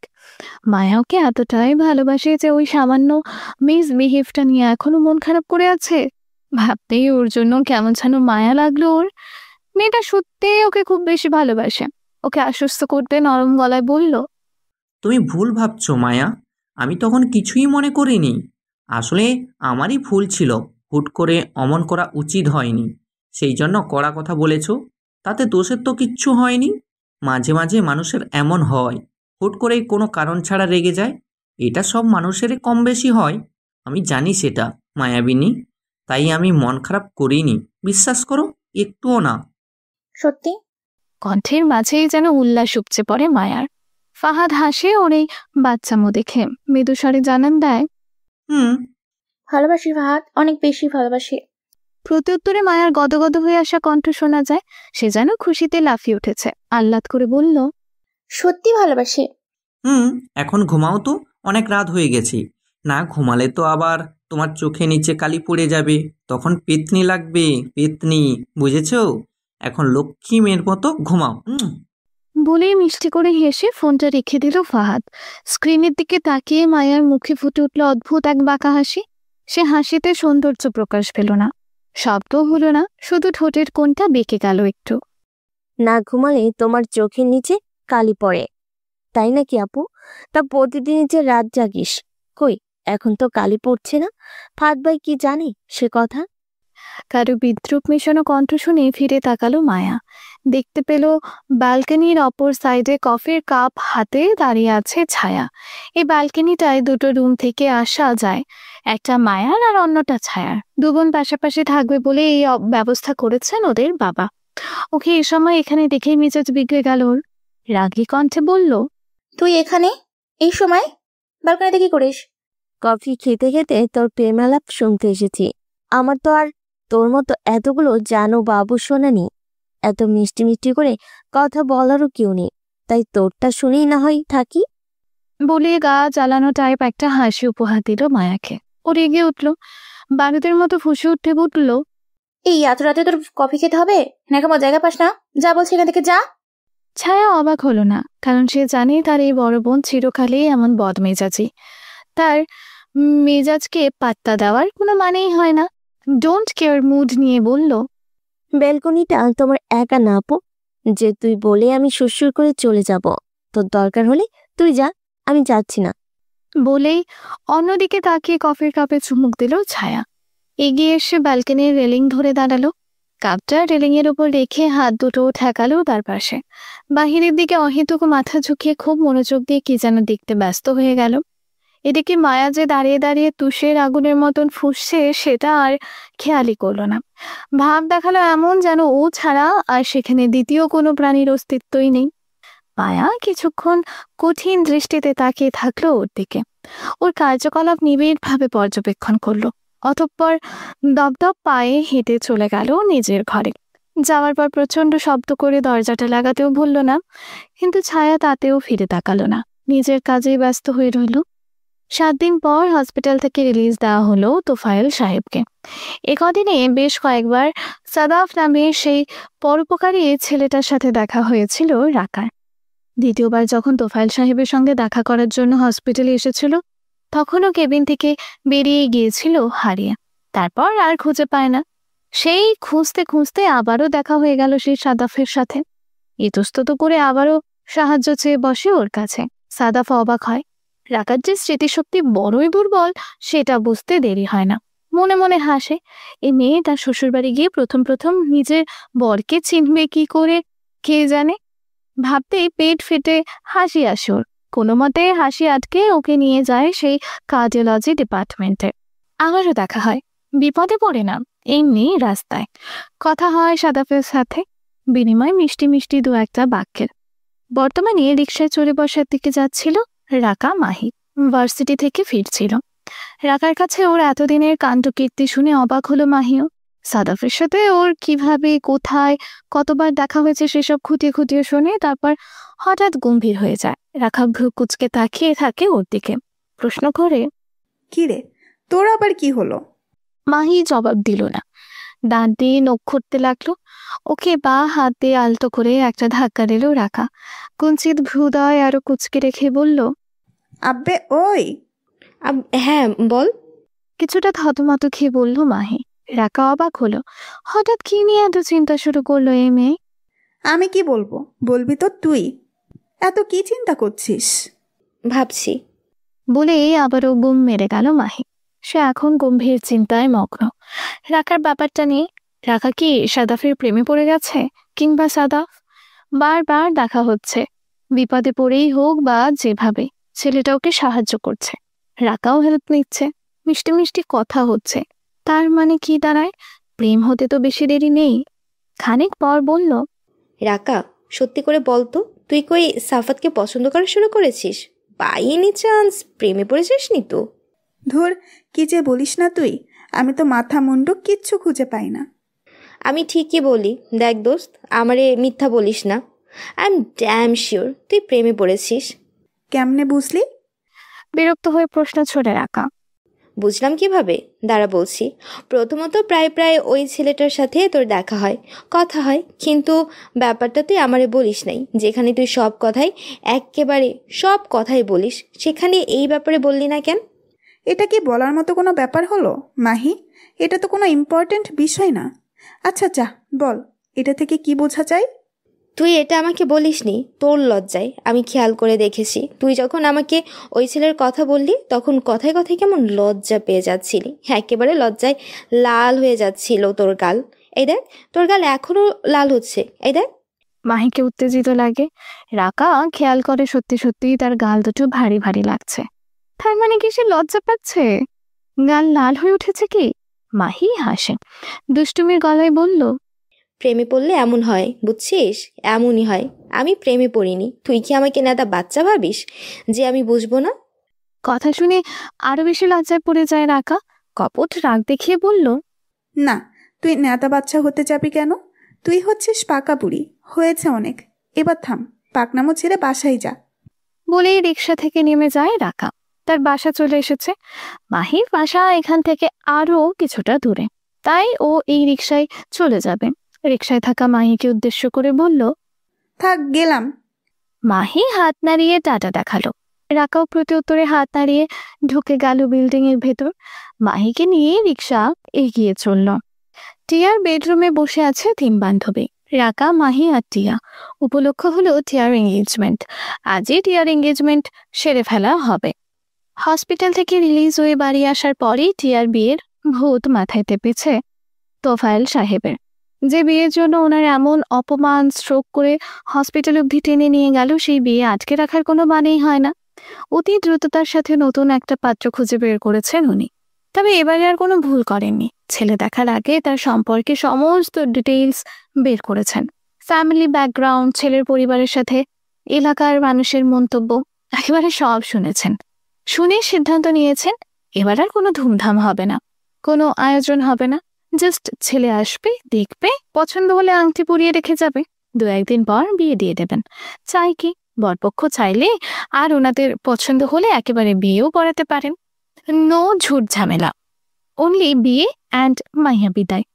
ছেলের নাম অনন্ত, দেখতে শুনতে স্মার্ট অ্যান্ড হ্যান্ডসাম, ঢাবির প্রাক্তন স্টুডেন্ট। এখন একটা প্রাইভেট ভার্সিটিতে চাকরি করছে, 3 মাস হলো। চাকরিটা এখনো থিতু হয়নি ঠিকই, তবে সমস্যা নেই। পাত্রের বাবা নিজস্ব ব্যবসা আছে। ছেলেরা 2 ভাই, বড় ভাই আমেরিকা থাকে। ছেলে চাইলে ভবিষ্যতে আমেরিকা সেটেল হয়ে যেতে পারবে। সব দিক বিবেচনা করে ভালোই মনে হয়েছে তোফায়েল সাহেবের, তাই আজ এই আয়োজন। বরপক্ষ এসে গেছে, এখনো সাজানো হয়নি টিয়াকে। যদিও তোফায়েল সাহেব বলেছিলেন যে কোনো সাজগোজের প্রয়োজন নেই, কিন্তু তারপরও টিয়ার মায়ের ইচ্ছেতেই সাজতে বসেছে টিয়া। তাকে সাজিয়ে দেয় গুরু দায়িত্ব পালন করছে বিশিষ্ট সাজনী বুড়ি মাহি। হেল্পার হিসেবে কাজ করছে রাকা। ব্যাস, এই তো হয়ে গেছে সাজ। টিয়া, তোকে যে কি সুন্দর লাগছে না, পাত্র দেখেই তো টাসকি খাবে রে। সাজ শেষ করে উচ্ছ্বাস প্রকাশ করে মাহি। রাকাও ওকে আপাদমস্তক দেখে নিয়ে সাই দিয়ে বলল, ঠিক বলেছিস, যা জোস লাগছে না। কথা শুনে মনে মনে খুশি হলো টিয়া, কিন্তু বেচারি চোখে দেখতে পাচ্ছে না, কারণ চশমা পরা নেই। তাই সেটা খুঁজতে খুঁজতে বলল, এই আমার চশমাটা কই রে, একটু খুঁজে দে না। চশমা দিয়ে কি করবি? এমনি আয়নে দেখতে পাচ্ছিস না, এমনই দেখ। বাদ সাথে মাহি। রাকা অবশ্য চশমা খুঁজতে লেগে গেল সঙ্গে সঙ্গে, কিন্তু পেল না। সেটা শুনে চমকে উঠল টিয়া। চশমা নেই মানে? তবে ও চোখে দেখবে কি করে? অসহায় গলায় বলল, ভালো করে খুঁজে দেখ না, চশমা ছাড়া আমি যে চোখে দেখি না। রাকা আবারও খুঁজলো, কিন্তু পেল না। এদিকে অস্থির হয়ে উঠলেন তোফায়েল সাহেব। এতক্ষণ হয়ে যাচ্ছে তবু টিয়া আসছে না কেন? ও কি সাজতে সাজতে শহীদ হয়ে গেল নাকি? টিয়ার মায়ের উদ্দেশ্যে হাত ছাড়লেন, টিয়াকে পাঠিয়ে দেওয়ার জন্য বললেন। স্বামীর কথা শুনে ছুটে এলেন টিয়ার মা। এসেই এই ঘটনা, টিয়ার চশমা পাওয়া যাচ্ছে না, আর তাই নিয়ে হুলস্থুল করছে ওরা। উনি দৌড়ে গিয়ে টিয়ার এক্সট্রা চশমাটা বের করে আনলেন, যেটা সবসময় প্রয়োজনের জন্য তুলে রাখেন উনি। কিন্তু এবারে বাদ সাধলো মাহি। ও কিছুতেই টিয়াকে চশমা পরতে দেবে না। চশমা পরলে নাকি ওকে একদম ভালো লাগবে না, দেখা যাবে বরপক্ষ তখনই পছন্দ করবে না। এত কষ্ট করে সাজানোর কোনো দামই থাকবে না, তাই কোনো মতে চশমা পরতে দিবে না সে। মাহির যুক্তি শুনে রাজি হয়ে গেলেন টিয়ার মা। চশমা ছাড়াই টিয়াকে নিয়ে বেরিয়ে এলেন। নিজেকে তখন হঠাৎ করে খুব অসহায় লাগতে লাগলো টিয়ার। সে চশমা ছাড়া একেবারেই অচল, কিছুই দেখে না। বরপক্ষের সামনে গিয়ে ও করবেটা কি? কে যে বর আর কে যে কি, বুঝবে কি করে? শেষে শ্বশুরকে সালাম করতে গিয়ে ঘটক সাহেবকে করে ফেললে। কিন্তু ওর দুঃখটা কেউ বুঝলো না, জোর করে ধরে বেঁধে পাঠিয়ে দিল বরপক্ষের সামনে। টিয়াকে পাঠিয়ে দেওয়ার পরপরই রুমের দরজায় এসে হুমড়ি খেয়ে পড়ল রাকা, মাহি। ওরা এখনো পাত্রকে দেখেনি, টিয়াকে সাজাতে ব্যস্ত ছিল তখন, তাই এখন এসে দরজার আড়ালে দাঁড়িয়ে দেখতে লাগলো ওদের। ড্রয়িং রুমে বসানো হয়েছে তাদের। টিয়ার রুম থেকে বেরিয়ে সোজা গেলেই সেটা, তাই এখান থেকে তেরছাভাবে দেখা যাচ্ছে ড্রয়িং রুমটা। ওখানে একপাশে সিঙ্গেল সোফায় বসে আছেন তোফায়েল সাহেব, তার পাশে ডাবল সোফায় বসেছে 2 জন পৌর আর 1 জন মধ্যবয়স্ক নারী, সম্ভবত বরপক্ষের কেউ। তাদের ঠিক সামনে অর্থাৎ তোফায়েল সাহেবের অন্য পাশে বসেছে 3 জন যুবক। দরজার আড়াল থেকে ওদের দেখেই চমকে উঠল ওরা। ওখানে সাদাফ বসে আছে। রুদ্ধশ্বাসে দরজার ফাঁক থেকে সরে এলো রাকা। মাহির চোখে মুখেও বিস্ময়, চমকিত কণ্ঠে বলল, এই ছেলেটা এখানে কেন? তার মানে এই কি পাত্র? বুঝতে পারছি না। কোনো মতে জবাব দেয় রাকা। বিস্ময় আর দুশ্চিন্তায় তার মুখ থেকে কথা সরছে না, কিন্তু সে দুশ্চিন্তা মুক্ত করলো মাহি। হঠাৎ করে চেঁচিয়ে উঠে বলল, আরে ছেলের নাম তো অনন্ত, এই ছেলের নাম সাদাফ। তার মানে ও পাত্র নয়, পাত্রের কেউ। আর কিছু বলতে পারল না মাহি। তার আগেই রাকা ছোটে এসে ওর মুখ চেপে ধরল, ইশারায় বোঝালো চুপ করতে। মাহি চুপ করলো, কিন্তু মুখ থেকে ওর হাতটা সরিয়ে দিয়ে চাপা স্বরে নিজের উচ্ছ্বাস প্রকাশ করতে ভুলল না। বলল, ইয়ে, সাদাফ টিয়ার পাত্র নয়, ইয়ে রাকা, তোর তো সেট হয়ে গেছে। নাচ দোস্ত নাচ, লেটস এনজয়। রাকা খুশি হলো। বুকের ভেতর থেকে যেন এক টানের পাথর নেমে গেল। আনন্দে উচ্ছ্বসিত হয়ে জড়িয়ে ধরল মাহিকে। সে জানে না কেন, তবু সে খুশি হলো। টিয়ার বর সাদাফ নয়, অন্য কেউ। এজন্যই হয়তো হঠাৎ অকারণে খুশি হতে চায় মানুষের মন। তখন সন্ধ্যা হয়ে এসেছে। টিয়াকে আংটি পরিয়ে দিয়ে ওকে ভেতরে পাঠিয়ে দিল পাত্রপক্ষ। টিয়া আসতে ওকে জেগে ধরল রাকা আর মাহি। বর পছন্দ হয়েছে? কেমন লাগলো তাকে? তোর দিকে তাকিয়েছিল কিভাবে? তিনলজ্জের মতো ওনার লজ্জায় থাকাতেই পারেনি, ইত্যাদি অনেক অনেক প্রশ্নের চাপে চিড়ে চাপটা অবস্থা টিয়ার। শুধু গো বেচারার মতো করে বলল সে, আমি তো ওকে দেখতেই পারিনি, তোরাই তো চশমা ছাড়া পাঠালি, তো আমি দেখবো কি করে? তাই বলে একটুও দেখিসনি অন্তত মুখটা? আশ্চর্যময় প্রশ্ন ছুড়ল রাকা। টিয়া অসহায় চোখে তাকিয়ে মাথা নাড়ালো, মুখে বলল, একেবারে দেখিনি তা নয়, তবে দেখে কিছুই বুঝিনি। তিনজন ছেলে বসেছিল, তিনজনের চেহারায় একই রকম লাগলো। আবছা আবছা মুখাবয়বে সাদা সাদা দাঁত, সব একই রকম। এর মধ্যে যে কোনটা ও কি করে বুঝবো? আমি আগেই বলছিলাম, এই মাইয়ার কপালে দুঃখ আছে, মহা দুঃখ আছে। এই মাইয়া বিয়ের পর কি করবে আল্লাহই জানে। টিয়ার কথার প্রতি উত্তরে কপাল চাপড়ে উঠল মাহি। টিয়ার ভবিষ্যৎ চিন্তা করে তার মাথা ঘুরছে। চশমা ছাড়া তো এই মেয়ে কিছুই দেখে না। ড্রয়িং রুমে তিনটা ছেলে বসেছিল, তিনজনই আলাদা আলাদা রকম সুন্দর। আর এই হাদা মেয়ে বলে কিনা তিনটাই এক। উফ! বহুত কষ্টে ওকে বুঝিয়ে দিয়ে বলল কোনটা ছিল ওর হবু বর, আর সাদাফ কেউ যে দেখলো সেটাও বলল। এই যে মিস, একটু শুনবেন? ডাক শুনে ফিরে তাকালো মাহি। দেখলো সাদাফ দাঁড়িয়ে আছে। অবাক হলো মনে মনে, রাকাকে না দেখে ওকে কেন ডাকছে। ওহো, রাকা যে এখানে আছে সেটা বোধহয় জানি না সাদাফ। ভুল বুঝতে পারলো মাহি। ওকে দেখে একটু অবাকই হলো জানো সাদাফ। হয়তো ওকে ডাকার বান্ধবী হিসেবে চিনে ফেলেছে। তবুও নিজেকে সামলে নিয়ে বলল, ইয়ে মানে আপনি টিয়া ভাবির কে হন? বোন? না, আমি ওর বান্ধবী। কেন বলুন তো? ইয়ে মানে টিয়া ভাবির নাম্বারটা একটু দিতে পারবেন? মানে বোঝেনি তো, অনন্ত একটু। বুঝেছি, দাঁড়ান দিচ্ছি, ফোনটা আনছি। বলেই ওকে দাঁড়াতে ইশারা করে রুমের ভেতরে ঢুকে গেল মাহি। ভেতরে রাকা টিয়া গল্পে মগ্ন, আর চোখে ওদের দিকে তাকিয়ে মুচকি হাসলো মাহি। মনে তার শয়তানি বুদ্ধি গিজগিজ করছে। ফোন হাতে বেরিয়ে এসে নাম্বারটা দিয়ে দিল সাদাফকে। অনন্তরা চলে যাওয়ার পরপরই টিয়াদের বাসা থেকে বেরিয়ে আসলো রাকা আর মাহি। রাত হয়ে এসেছে, কিন্তু কোনো রিকশায় পাওয়া গেল না। কিছুক্ষণ দাঁড়িয়ে থাকার পর সিদ্ধান্ত নিল হেঁটে চলে যাবে। যেহেতু দুজন আছে তাই হাঁটতে কোনো সমস্যাও হলো না। রাতের আকাশে আজ কোনো তারা নেই। এক ফালি চাঁদও তাও মেঘের আড়ালে লুকিয়ে আছে। ল্যাম্পপোস্টের আলো ছাড়া আর কোনো আলো নেই। কোথা থেকে যেন একটা ঝিঁঝি পোকা একটানা বিরামহীন ভাবে দেখে যাচ্ছে। রাস্তার এক পাশ দিয়ে হাঁটছে ওরা। কিছুক্ষণ অতিবাহিত হওয়ার পর মাহি খুব মৃদু স্বরে ডাকলো, এই রাকা। বল। ছোট্ট করেই জবাব দেয় রাখা। জনমানব শূন্য সেই রাস্তায় নিজের কণ্ঠেরই প্রতিধ্বনি শুনতে পেল। মাহি আগের মতো ক্ষীণ কণ্ঠস্বরে বলল, আমি না একটা কাজ করেছি। কাজ না অকাজ?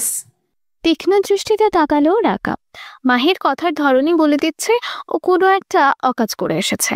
প্রত্যুত্তরে মাহি মাথা নিচু করে ফেলল, ধীর গলায় বলল, ইয়ে মানে টিয়ার ওই দেবরটা আছে না, ওই যে তোরই সাদাফ, ওই ছেলে আজ সন্ধ্যার দিকে আমার কাছে এসে টিয়ার নাম্বার চেয়েছিল। দিয়েছিস? আমি আমি না তোর নাম্বার দিয়ে দিয়েছি। মানে দেখ, অনন্ত ভাইয়ার সাথে টিয়ার বিয়ে ঠিক হয়েছে, তাই না? সেই হিসেবে আমরা তো ওনার শালিকা হলাম। তাই আর কি মজা করে তোর নাম্বারটা দিয়েছি। একবার ভাব, দুলাভাই যখন লজ্জা লজ্জা ভাব করে টিয়া মনে করে তোকে কল দিবে তখন কি হবে। আমি তো ভাবতেই হাসিতে ফেটে পড়ছি। উফ, কি যে মজাটা হবে না। শেষের কথাগুলো খুব বেশি উৎফুল্লতার সাথে বলে উঠল মাহি। এক মুহূর্তের জন্য থমকে গেল রাকা। মানে কি এসবের? টিয়ার নাম্বার না দিয়ে রাকার নাম্বার? এরকম হ্যারাসমেন্টের মানে হয় কোনো? আর তাছাড়া অনন্ত ছেলেটার সাথে কি ওদের খুব সখ্যতা গড়ে ওঠেনি এখনো? তাহলে মাহি সবসময় এমন একটা করে প্যাচ লাগিয়ে দেয় না? উফ, বিরক্ত হয়ে বলল, এখনও টিয়ার সাথেই ওনার পার্সোনালি কথা হলো না, পরিচয় হলো না, আর উনি নাম্বার চাইতেই ঢ্যাং ঢ্যাং করে আমার নাম্বার দিয়ে দিলেন। বলি, এতই যখন মজা করার স্বাদ, তখন নিজের নাম্বার না দিয়ে আমার নাম্বার দিতে গেলি কেন? হ্যাঁ, তোর নাম্বার দিলে কি ক্ষতি হতো? আহা, দিয়েছি তো কি হয়েছে? তুইও যা, আমিও তা, দুজনেই তো দুলাভাই হয়, তাই না? শোন, পরে যখন তোর কাছে টিয়ার নাম্বারটা চাইবে তখন কিন্তু সহজেই দিয়ে দিবি না, ঠিক আছে? আগে কিছুক্ষণ পেঁচাবি, ট্রিট চাইবি, বুঝলি? আমাদের দুলাভাই বলে কথা, একটু টাকা না খসালে কি হয়? বলেই দাঁত বের করে হাসতে শুরু করলো মাহি। রাকা কঠিন চোখে তাকায়, পাল্টা যুক্তি দেখানোর চেষ্টা করে, কিন্তু লাভ হয় না। যা হবার তা হয়ে গেছে, এখন অত ভেবে কি লাভ? শেষ পর্যন্ত মাহির কথার বিপরীতে কোনো যুক্তি ওর খাটে না। কথার লড়াইয়ে বিজয়ী হয় মাহি। অগত্যা মনটা খারাপ হয়ে গেল রাকার। ধ্যাত, পাত্রী দেখে আসার পর অনন্তদের বাড়িতেই থেকে গেল ফাহাদ আর সাদাফ। বন্ধুর বিয়ের পাত্রী দেখা হয়েছে, বিয়ে ঠিকঠাক। এখন বন্ধুকে একটু না জ্বালালে হয়। নতুন বউ নিয়ে টিপস দিবে, বিবাহিত জীবন সম্পর্কে ভয় দেখাবে, আরো কত গুরুত্বপূর্ণ কাজ আছে না? বর্তমানে অনন্তের রুমে বসে আছে 3 জন। শিফাতেরও আসার কথা, কিছুক্ষণের মধ্যেই হয়তো এসে যাবে। ও বেচারা গার্লফ্রেন্ডের সাথে ডেটিং এ গিয়ে আর ওদের সাথে যেতে পারেনি। যাই হোক, এখন চলছে ছোটখাটো আলাপন। সিফাত এসে পৌঁছালেই শুরু হবে বিয়ে নিয়ে বন্ধুদের চূড়ান্ত ফাইজলামি আর জ্বালাতন। সাদাফ বলল, দোস্ত, মেয়ে পছন্দ হয়েছে তো? অনন্ত ছেলেটা স্বভাবের দিক দিয়ে একটু চাপা আর লাজুক। ওদের 4 বন্ধুর মধ্যে ওই সবচেয়ে কম কথা বলে। ও ওর স্বভাবসুলভ লাজুকতায় ঘিরে কোনো কথা বলতে পারল না, শুধু চুপ করে মাথা নামিয়ে ফেলল। সাদাফ হাসল, বলল, তার মানে তো পছন্দ হয়েছে। কিরে, লজ্জা পাচ্ছিস নাকি? এই মুখ তোল, দেখি তো চেহারাখানা। ওরে বাবা, লজ্জায় দেখি শেষ। বলেই জোর করে ওর মুখটা টেনে তুলল সাদাফ। অনন্ত বেচারা সত্যি সত্যি খুব বেশি লজ্জা পাচ্ছে। খোঁচা খোঁচা দাড়ির আড়ালে ওর ফর্সা গাল দুটো কেমন লাল লাল লাগছে। সর্বনাশ, এই ছেলে না মেয়ে, এত লজ্জা পাচ্ছে কেন? ফাহাদ সোফায় বসেছিল, উঠে এসে ওর পাশে বিছানায় বসতে বসতে বলল, ভাই রে ভাই, তুই যে লজ্জা পাচ্ছিস তাতে তো মনে হয় না তোর দ্বারা কিচ্ছু হবে। তুই পুরুষ মানুষ, বিয়ে করবি, তুই কিসে লজ্জা পাস? তুই কি মেয়ে যে লজ্জায় লাল হয়ে যাচ্ছিস? আজব, এমন করলে তো বিড়াল মারা অসম্ভব। আর ফার্স্ট নাইটে যদি কিছু করতে না পারো মাম্মা, সারা জীবনে কিছু হবে না। তখন সারা জিন্দেগি তোর ওই বউর কথায় উঠবি আর বসবি, উঠবি আর বসবি। লাইফের স্বাধীনতা তখন পুষ্করির পানিতে গিয়ে ডুব খাবে, বুঝছিস? ফাহাদের কথা সায় দিয়ে উঠল সাদাফও। ওদের কথা শুনে এবার ভয় পেয়ে যায় অনন্ত। কোনো মতে ঢোক গিলে বলে, তোরা একটু চুপ করবি দোস্ত, এমন করে ভয় দেখাচ্ছিস কেন? আমরা ভয় দেখাচ্ছি? বিস্ময় মিশ্রিত কণ্ঠে বলে উঠল ফাহাদ, যেন তার উপরে বিনা দোষে মস্ত বড় এক অপরাধের দায় চাপানো হয়েছে। নিজের সাফাই গাওয়ার জন্য বলল, তোর এটা মনে হচ্ছে যে আমরা তোকে ভয় দেখাচ্ছি? আরে ভাই, আমরা তো তোর ভালোর জন্যই এত সব ইনফরমেশন কালেক্ট করেছি। জানিস তো, এখনও বিয়া শাদি করি নাই, অত অভিজ্ঞতাও নেই। তারপরও তোর যেন প্রবলেম না হয় সেই জন্য তোরে সাবধান করছি। আর তুই, ছি বন্ধু ছি, ভালোরই দাম দিলা না তুমি। অনেকটা ইমোশনাল হয়ে পড়ার অ্যাক্টিং শুরু করে ফাহাদ। বুকের ওপর হাত রেখে বোঝানোর চেষ্টা করে এর চেয়ে বড় দুঃখ পৃথিবীতে নেই। ওর দুঃখ দেখে সাদাফও দুঃখী দুঃখী গলায় বলল, আসলে আজকাল ভালো মানুষের দাম নাই, এর জন্য কারো ভালো করা যায় না দোস্ত। বলেই ফাহাদের কাঁধের ওপর হাত রেখে সান্ত্বনা দেয় সাদাফ। এদের কাজ কারবার প্রত্যক্ষ করে অনন্ত যেন বোকা বনে যায়। আহাম্মকের মতো করে বলল, তোরা এমন শুরু করলি কেন? আমি তোদের কি এমন বললাম যে তোদের কাছে মনে হচ্ছে আমি তোদের অপমান করলাম, দাম দিলাম না? আশ্চর্য, তোরা এমন ন্যাকামো করছিস কেন? ওরা দুজনেই অবাক দৃষ্টিতে তাকালো। প্রেমিকার ছোড়া গুলি বুকে এসে বিঁধলে প্রেমিক যেমন নয়নে তাকায় তেমন দৃষ্টি এখন। অনন্ত মাথা নামালো। এইসব ড্রামাবাজদের সাথে চলাই মুশকিল। কিছুক্ষণ পর নিজেই বলল, মেয়েটা দেখতে অনেক সুন্দর, আমার পছন্দ হয়েছে, কিন্তু শুনলাম মেয়ে নাকি চশমা পরে। গ্লাসের পাওয়ার বোধ হয় একটু বেশি, চশমা ছাড়া চলতে নাকি সমস্যাই হয়। কই, সামনে যখন আসলো তখন তো এমন মনে হলো না, তখন তো চশমা ছিল না, তাই না ফাহাদ? হ্যাঁ, চশমা ছাড়াই তো এসে বসলো, মনে তো হলো না চোখে প্রবলেম আছে। এতক্ষণ সিরিয়াস লাগলো ওদের। অনন্ত একবার কি যেন ভাবলো, তারপর বলল, সেটা ঠিক, কিন্তু মেয়ের বাবা নিজেই আব্বুকে বলেছে প্লাস পাওয়ারের চশমা ইউজ করে। তুই ঠিকঠাক করে বল তো দেখি, টিয়া নামের মেয়েটাকে তোর পছন্দ হয়েছে কিনা? পছন্দ না হলে আংটি পরানোর সময় বললি না কেন? ফাহাদের কথায় দ্বিধায় পড়ে যায় অনন্ত। টিয়া নামের মেয়েটাকে তার পছন্দ হয়েছে, খুবই পছন্দ হয়েছে, কিন্তু সমস্যা একটাই, মেয়ের চোখে সমস্যা। আর মেয়ের ব্যবহার যে কেমন কে জানে। দ্বিধাগ্রস্ত কণ্ঠে বলল, না মানে বুঝতে পারছি না। শোন, আমার মনে হয় তুই মেয়েটার সাথে এখনো কথা বলিসনি দেখেই এমন লাগছে। মেয়েটার সম্পর্কে ভাবতেই তোর ইতস্তত লাগছে, কিন্তু আগে কথা বলে দেখ, পরিচয় হয়ে গেলে আর এমন লাগবে না। তখন দেখা যাবে মাখো মাখো প্রেম হয়ে গেছে। বলেই হো হো করে হাসতে লাগলো সাদাফ। ফাহাদও তাল মিলিয়ে হাসতে শুরু করে। অনন্ত ছেলেটা এবার লজ্জায় মাথা নিচু করে বসে থাকে। এরপর ফাহাদ আর কিছু বলতে যাবে, তখনই হঠাৎ ফাহাদের ফোনটা বেজে উঠল। স্ক্রিনের দিকে তাকিয়ে দেখতে পেল মায়াবিনী কলিং। লেখাটা দেখেই ঠোঁটের কোণে হাসি ফুটে উঠল ওর। ফোনটা হাতে নিয়ে বন্ধুদের দিকে তাকাতেই দেখতে পেল ওরা কেমন যেন চুপ করে তাকিয়ে আছে। সাদাফ তো ফাইজলামি করে বলেই ফেলল, নে, বলতে না বলতেই আমাদের ফাহাদের মায়াবিনী কল করেছে। শোন অনন্ত, টিয়া ভাবির সাথে যখন তোর প্রেম হয়ে যাবে তখন কিন্তু এমনই হবে, বুঝছিস? ফাহাদের মতো তোকে তখন প্রেমিকার ফোন রিসিভ করতে হবে, যখন যেখানে যেভাবে ডাকবে অমনে যাইতে হবে। যদি না শুনিস তখন। বলেই ডান হাতটা গলার কাছে এনে ছুরি চালানোর ভঙ্গি করে জিভ বের করলো। মানে কথা না শুনলেই শেষ, খুন করে দেবে। ওর ভঙ্গিমা দেখে মৃদু হাসলো অনন্ত। ফাহাদ রাগী চোখে তাকালো, কিন্তু কিছু বলার সুযোগ পেল না। কলটা রিসিভ করে অনন্তের ব্যালকনির দিকে চলে গেল। ওদের থেকে আড়ালে এসে প্রেয়সীর ফোন কানে নিয়ে বলল, হ্যাঁ মায়া, বলো। তুমি কোথায় ফাহাদ? বাসা আছো? না, একটু বাইরে আছি। কেন? ফাহাদের উত্তর শুনে বোধহয় খুশি হলো মায়া। অনেকটা বায়না ধরা সুরে বলল, তুমি আমার বাসার সামনে আসো তো, তোমাকে দেখবো তো, আজই আসো। তোমার বাসার সামনে এখন কিভাবে আসবো? রাত হয়ে গেছে না? মায়ার আবদার শুনে অবাক হলো ফাহাদ। বোঝানোর চেষ্টা করলো, কিন্তু মায়া নাছোড়বান্দা বলল, রাত হয়ে গেছে তো কি হয়েছে? আমি ডাকলে তুমি আসতে পারবে না? হ্যাঁ প্লিজ আসো না, তোমাকে খুব দেখতে ইচ্ছে করছে আমার, প্লিজ আসো। মায়া, বোঝার চেষ্টা করো, এখন অনেক রাত হয়ে গেছে। আর এত রাতে তোমাদের বাসার সামনে আমি কিভাবে আসবো? যদি কেউ দেখে ফেলে? শোনো, আমি ভিডিও কল দিচ্ছি, তখন দেখো। কিন্তু প্লিজ বাসার সামনে যেতে বলো না, এটা আপাতত সম্ভব না, প্লিজ। কেন সম্ভব না ফাহাদ? তুমি আমাকে ভালোবাসো না? যদি ভালোবাসো তবে আসতে পারবা না? কেউ দেখবে না, দেখলেও কিছু হবে না, তুমি আসো তো, প্লিজ আসো। বাচ্চামো করো না মায়াবিনী, তুমি বাচ্চা নও, যথেষ্ট ম্যাচিউর হয়েও এমন কথা তোমার মুখে মানায় না। আমি এখন আসতে পারবো না, কোনো মতে না। তুমি তাহলে আসবা না? সেটা এখন সম্ভব হচ্ছে না। তাহলে তোমার সাথে আমি কথাই বলবো না। এটা তোমার আবেগের কথা, আমি খুব ভালো করেই জানি। আমার সাথে কথা না বলে তুমি থাকতেই পারবে না, আমিও না।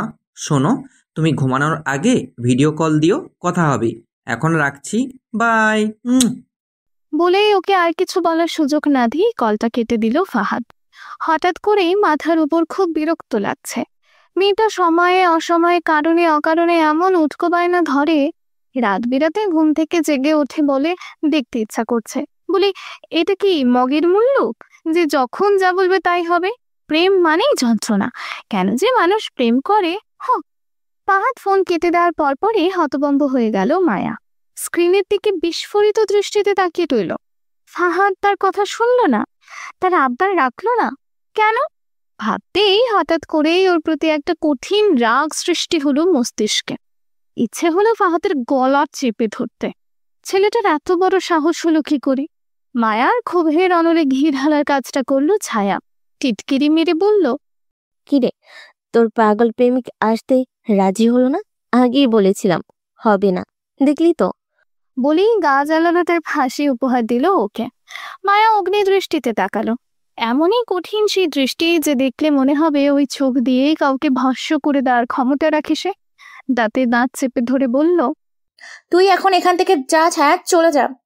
কথাটাকে পাত্তা দিল না ছায়া। ঠোঁটটা বাঁকিয়ে হাসার চেষ্টা করলো, বলল, সবসময় নিজের দিক ভাবলে হয় না, বুঝছিস? কখনো কখনো অন্যের দিকটাও ভাবতে হয়। তুই অলওয়েজ ফাঁদ বাইয়ের উপর পর্দারি ফলাস, যা বলিস তাই করতে বাধ্য করিস। কিন্তু এটা ঠিক না। সবসময় এমন করলে দেখবি ফাঁদ বাই একসময় আর তোকে পাত্তা দিচ্ছে না, তোর পর বিরক্ত হচ্ছে, তখন ডেকে ডেকে মরলেও আসবে না। কেন আসবে না? ওকে আসতেই হবে, ও আসবেই, কারণ ও আমাকে ভালোবাসে। আমার কোথাও না এসে থাকতেই পারবে না। গত 3 বছর ধরে দেখে আসছে, আমি যা বলেছি ও তাই করেছে। দেখ, আজও বাধ্য। রাগে চিৎকার করে উঠল মায়া। ছায়া তাচ্ছিল্যের হাসি দিয়ে বলল, গত 3 বছর ধরে করেছে মানে এই নয় যে আগামী 3 বছর সে এমন করেই যাবে। সময় বদলায়, সাথে মানুষও বদলায়, ফাহাদ ভাইও বদলাবে। আর যেমন তোর কথায় আসতে না করে দিল, তেমনি একসময় আর আসবে না। এখন সময় আছে, নিজেকে বদলা, অন্যকে সম্মান দিতে শিখ।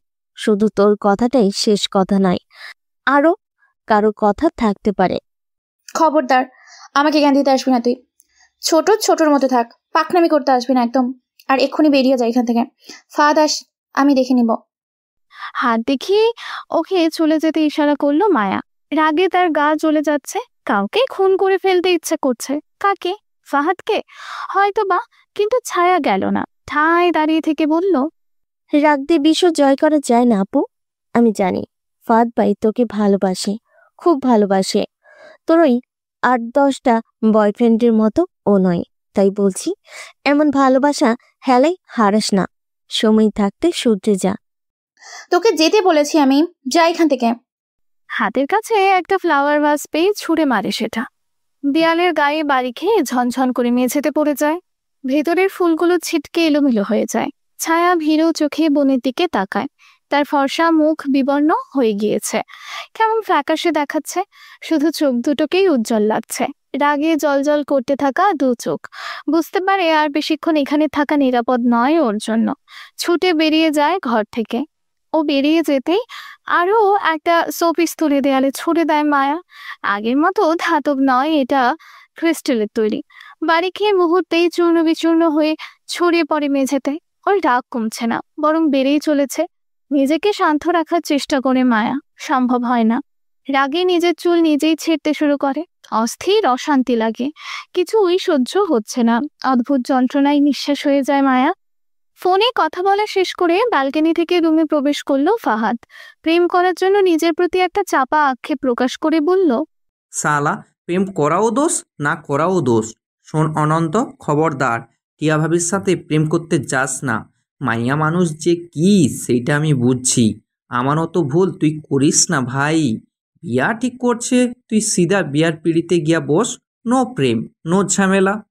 কেন, তোর গার্লফ্রেন্ডের আবার কি বায়না ধরলো? হানিমুনে চাঁদে যাইতে চাইছে না সরছে? বলেই হো হো করে হাসতে থাকলো সিফাত। ওর কণ্ঠ শুনে ফিরে তাকালো ফাহাদ। ওকে আসতে দেখে অবাক হয়ে বলল, কিরে, তুই আবার কখন এলি?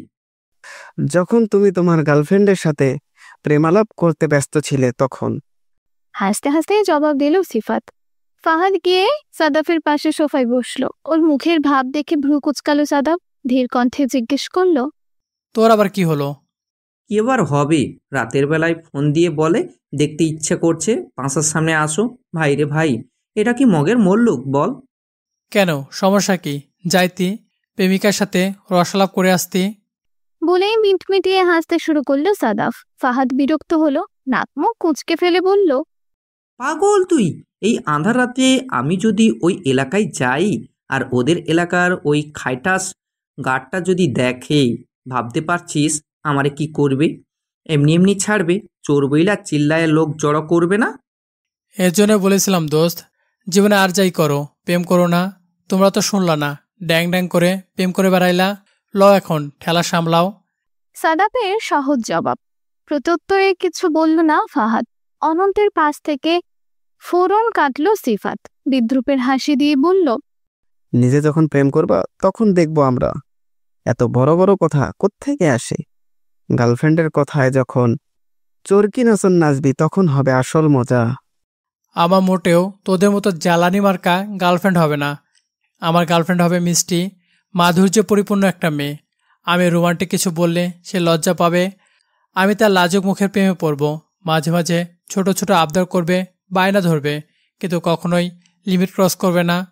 দু একটা অপ্রকাশিত কথা থাকবে আমাদের, যেটা কেউ কাউকে বলবো না, শুধু অনুভূতিটা বুঝে নিব। এমনই হবে আমার প্রেম, আমার ভালোবাসা। বলেই স্বপ্নালু চোখে বন্ধুদের দিকে তাকালো সাদাফ। বাকিরা কেমন অদ্ভুত দৃষ্টিতে তাকিয়ে আছে। ও অবাক হলো, বলল, তোরা এমন করে তাকিয়ে আছিস কেন? সমস্যা কি তোদের? ওর কথায় ঘোর ভাঙল সবার। সিফাত তো টিটকারি মেরে বলল, অমন মাইয়া যদি তুই এই যুগে পাইস তো কইস। শোন, প্রেমে পড়ার আগে অমন ডায়লগ সবাই মারে। বিয়ের আগে খুব বলে যে আমার কথায় বউ উঠবে বসবে, কিন্তু বাস্তবে কি হয় জানিস? প্রেমিকার বউয়ের হাতে চোরকির মতো নাচে। সো এইসব জ্ঞানী জ্ঞানী কথা আর কবি কবি ভাব দেখে লাভ নেই। কপালে যা আছে তাই হবে। কপালে লেখা আর কেউ বা খণ্ডাতে পারে বল?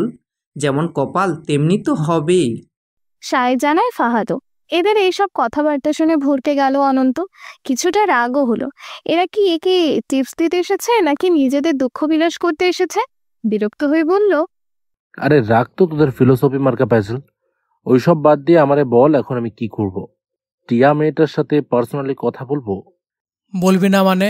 অবশ্যই বলবি। আরে ভাই, কথা না বললে চেনা জানা হবে কেমনে? আর তুই যে লজ্জাবান পুরুষ। কথা শেষ করতে পারে না ফাহাদ, তার আগেই কথা বলে উঠল সাদাফ। বলল, কথা যে বলবি কেমনে বলবি? নাম্বার আনছিস ভাবি, নাকি তোর হবু শ্বশুরের কাছে কল দিয়ে নাম্বার উদ্ধার করবি? তাও তো একটা কথা। এই অনন্ত, নাম্বার নিছিস তোর বউয়ের? জিজ্ঞাসা করল সিফাত। অনন্ত লজ্জায় মাথা নিচু করে নিল। আমতা আমতা করতে করতে বলল, মানে আসলে আমি তো ওখানে কাউকে চিনি না, নাম্বার কার কাছে চাইবো, তাই আর কি। জানতাম তুই পারবি না, এটা তোর দ্বারা অসম্ভব। কিছুতেই না। প্রথমে টিটকারি করলো সাদাব, তারপর সিরিয়াস হয়ে বলল, শোন, আমি আগে বুঝেছিলাম তোর দ্বারা কিছুই সম্ভব না। দেখা যাবে বিয়ের রাতেও কল দিয়ে বলবি, দোস্ত হেল্প কর। কেমনে কি করব বইলা দে। ওরে গাধা, তুই গাধা হতে পারিস, আমরা না। তাই তোর বলার আগেই আমরা নাম্বার নিয়ে আসছি, এই নে ধর। বলেই প্যান্টের পকেট থেকে নিজের ফোনটা বের করলো। টিয়ার বলে চালিয়ে দেয়া রাখার সেই নাম্বারটা কন্ট্যাক্ট থেকে বের করে বাড়িয়ে দেয় অনন্তের দিকে। অনন্ত হাত বাড়িয়ে ফোনটা নেয়। ওপাশ থেকে সিফাত উপদেশ দিল, নে এইবার কল দিয়ে উদ্ধার কর। অনন্ত অসহায় চোখে তাকালো। বোঝাই যাচ্ছে সে এই মুহূর্তে টিয়া নামের মেয়েটির সাথে কথা বলতে অনিচ্ছুক। কোনো মতেই বলল, সাদাফ, শোন ভাই, আমি তো ওর সাথে আগে কখনো কথা বলিনি, তাই মানে তুই যদি একটু কথা বলে দিতি, একটু আলাপ করেই দিস, মানে বুঝিসই তো আমি তো কখনো। হয়েছে, আর বলা লাগবে না, বুঝছি আমি। রাগে বিরক্তিতে নিজের হাত তুলে ওকে থামতে ইশারা করলো সাদাফ। অনন্তের এই ধরনের কথা শুনে বিরক্ত হলো বাকিরাও। ফাহাদের কথায়ও দমল না অনন্ত। মিয়ে যাওয়া গলায় তবুও সাদাফের কাছে আবদার করলো, দোস্ত প্লিজ না করিস না, এবারের মতন হেল্প কর, একটু মেয়েটাকে কল দিয়ে দে। বুঝছি, তুই শুধরাবি না। আক্ষেপ জানায় সিফাত। অনন্ত তবুও সাদাফকে ঠেলা মেরে বলল, সাদাফ কিছু কর না ভাই। বাধ্য হলো সাদাফ। বন্ধুর আবদার রাখতে কল করলো সেই নাম্বারে। মনে মনে শুকনো একটা ঢোক গিলে জিভ দিয়ে ঠোঁট বিছিয়ে নিল। হবু ভাবিকে কি বলে সখ্যতা গড়ে তুলবে তাই পরিকল্পনা করে ফেললো। দুবার রিং হতেই রিসিভ হলো কলটা। তারপরে ভেসে এলো কারো সুমধুর আওয়াজ। মিষ্টি সুরে সালাম দিল অপর পাশে থাকা ব্যক্তিটি। ডিনার করে রুমে আসে রাকা। টিয়াদের বাসা থেকে ডিনার সেরে আসার পরও মিসেস পারভিন জোর করে ধরে বেঁধে আরো কয়েক গ্রাস খাইয়ে দিলেন, তাই খাওয়ার ওভারডোজ হয়ে গেছে ওর। এখনই শুয়ে পড়লেন, নাক মুখ দিয়ে বেরিয়ে আসবে খাবারগুলো, তাই রিডিং টেবিলের কাছে এলো। তার থেকে সৈয়দ মুস্তাফা আলীর তুলনাহীনা উপন্যাসটি টেনে বের করলো। সেটা হাতে নিয়ে গেল ঘরের লাগোয়া বারান্দায়। সবে বইটা খুলেছে, তখনই হঠাৎ করে ওর ফোনটা বেজে উঠল। হাত বাড়িয়ে ফোনটা রিসিভ করে বলল, আসসালামু আলাইকুম। কে বলছিলেন? কণ্ঠটা শুনে অবাক হলো সাদাব। কণ্ঠটা তার পরিচিত, এটা তো সেই রাকা নামের মেয়েটার গলা, কিন্তু নাম্বারটা তো টিয়ার, এর কাছে আসবে কি করে? যদিও নাম্বারটা দিয়েছিল যে সে রাকারই ফ্রেন্ড, তার নামটা অবশ্য জানা নেই ওর, কিন্তু রাকার সাথে ওকে দেখেছিল। আবার ওই মেয়ে তো টিয়ারও ফ্রেন্ড, তার মানে কি টিয়াও রাকার ফ্রেন্ড? তবে নিজেদের বিষয় ভাবটাকে তখনই প্রকাশ করলো না সাদাব, নিজেকে সামলে নিয়ে বলল, ওয়ালাইকুম আসসালাম। এটা কি টিয়া ভাবি নাম্বার? উনি কি আছেন? এইবার রাকার চমক খাওয়ার পালা। ও এক ঝলকেই সাদাফের কণ্ঠস্বর ধরে ফেললো, আর টিয়ার নাম শুনে এটাও নিশ্চিত হয়ে গেল যে কেন ওকে কল করা হয়েছে। মাহির কাণ্ডকীর্তির জন্য মনে মনে লজ্জিত হলো রাকা, বিব্রত গলায় বলল, মানে এটা টিয়ার না, আমার নাম্বার। আসলে আসলে আপনার নাম্বার? কিন্তু আমি তো টিয়া ভাবি নাম্বারটা চেয়েছিলাম, এটা আপনার কাছে গেল কি করে? এবারের প্রশ্ন শুনে বেশ থতমত খেয়ে গেল রাকা। মাহি যে ইচ্ছে করেই এমনটা করেছে সেটা এখন কিভাবে বলবে? ব্যাপারটা যেভাবেই বলুক তাতে মাহিকে ওর সামনে খারাপ বানানো হয়ে যাবে, কিন্তু ও তো সেটা চায় না, সেজন্য খানিকটা বুদ্ধির আশ্রয় নিল। সাদাফের কথা পাত্তা না দিয়ে বলল, কি করে এলো সেটা বড় কথা নয়, বড় কথা হলো আপনি টিয়ার খোঁজ করছেন কেন? ওকে আপনার কি দরকার? কথা শুনে হৃদয় কুচকে ফেলে সাদাফ। রাকাকে সে আগে এইভাবে কথা বলতে শোনেনি। মেয়েটার ভঙ্গিমা দেখে মনে হচ্ছে সে যেন ঝগড়া করার জন্য রেডি হচ্ছে, কিন্তু ও তো ঝগড়া করার জন্য কল দেয়নি। নাকি সম্পর্কটা বেআইন হয়ে যাচ্ছে বলে ঝগড়া করা জরুরি? হতেই পারে। মেয়েদের যত সব আজব আজব চিন্তা ভাবনা কিনা, ভেবেই একটা শ্বাস ফেললো, তারপর বলল, অনন্ত আমার ফ্রেন্ড, সেই সূত্রে মিস টিয়া সম্পর্কে আমার ভাবি হবেন, তো আমি আমার ভাবির নাম্বার চাইতে পারি না? তার সাথে কি আমার কথা থাকতে পারে না? সাদাফও যে সহজে হার মানবে না সেটা বুঝতে বেগ পেতে হলো না রাকাকে, তাই তর্কে যুদ্ধটাকে এগিয়ে নিয়ে যেতে দুষ্টু হেসে বলল, প্রয়োজনটা কার মিস্টার সাদাফ, আপনার না আপনার বন্ধুর? সে জারি হোক না কেন, আপনাকে দিতে বলছি, আপনি দেন। বন্ধুর বউয়ের সঙ্গে তো আর লাইন মারবো না। সাদাফের কথা শুনে রাকা মৃদু হাসলো, ঠোঁট চেপে হাসি আটকে বলল, ঠিক আছে, অন্তত ভাইয়াকে একটু দিন তো। কেন? ভ্রুকুচকে আসে সাদাফের। ওর পাশ থেকে লাফিয়ে উঠে বন্ধুরা, উত্তেজনায় চিৎকার করে, এই কি বলছে রে? সাদাফ নিজের ঠোঁটে আঙুল দিয়ে ওদের চুপ করে থাকার নির্দেশ দেয়, তারপর রাকার উদ্দেশ্যে বলল, অনন্তকে দিয়ে আপনি কি করবেন? যা বলার আমাকে বলুন। আমি ওনাকে যা করতে বলবো আপনি কি সেটা করতে পারবেন? বন্ধুর হয়ে জরিমানা দিতে পারবেন? কিসের জরিমানা? কুঞ্চিত ভ্রুদয়ের ভাঁজ আরো বেশি দৃশ্যমান হলো। রাকা দুষ্টু হাসলো, ঠোঁটের কোণে বাঁকা হাসির ছোঁয়া মিশে রেখে বলল, টিয়ার সাথে পার্সোনালি কথা না বলে বিয়ে ফিক্সড করা জরিমানা। আপনার বন্ধু ভারী বোকা, মেয়ে দেখতে আসলেই কি আন্টি পরিয়ে রাখতে হয়? কিছুদিন দেখা সাক্ষাৎ প্রেম প্রীতি করতে হয় না, সেই জরিমানা। শুনুন, আপনার বন্ধুকে বলুন তার বউ বর্তমানে তার উপর মহা খ্যাপা, তার সাথে কথা না বলে এঙ্গেজমেন্ট করে ফেলাটা সে পছন্দ করেনি। সো এবার তাকে বলুন তার বউয়ের মন জয় করতে। কিভাবে মন জয় করব? আপনি তো নাম্বারই দিচ্ছেন না। আহা, অত তাড়াহুড়া করলে কি হয়? শুনুন, অন্তত ভাইয়ার বইয়ের 2জন বান্ধবী আছে, মানে তার শালিকা, তাকে বলুন তাদেরকে যেন ট্রিট দিয়ে দেয়। যদি তিনি ট্রিট দিয়ে দেন, শালিকাদের মন খুশি করে দেন, তাহলে তার বইয়ের মন জয় করার দায়িত্ব তাদের। টিয়াকে তখন আমরাই ম্যানেজ করে দেব। রাকার মতলব শুনে অবাক হলো সাদাফ। মেয়েটা তো আচ্ছা ধরিবাজ, সামান্য একটা নাম্বার দিতে কি এমন কথা বলে?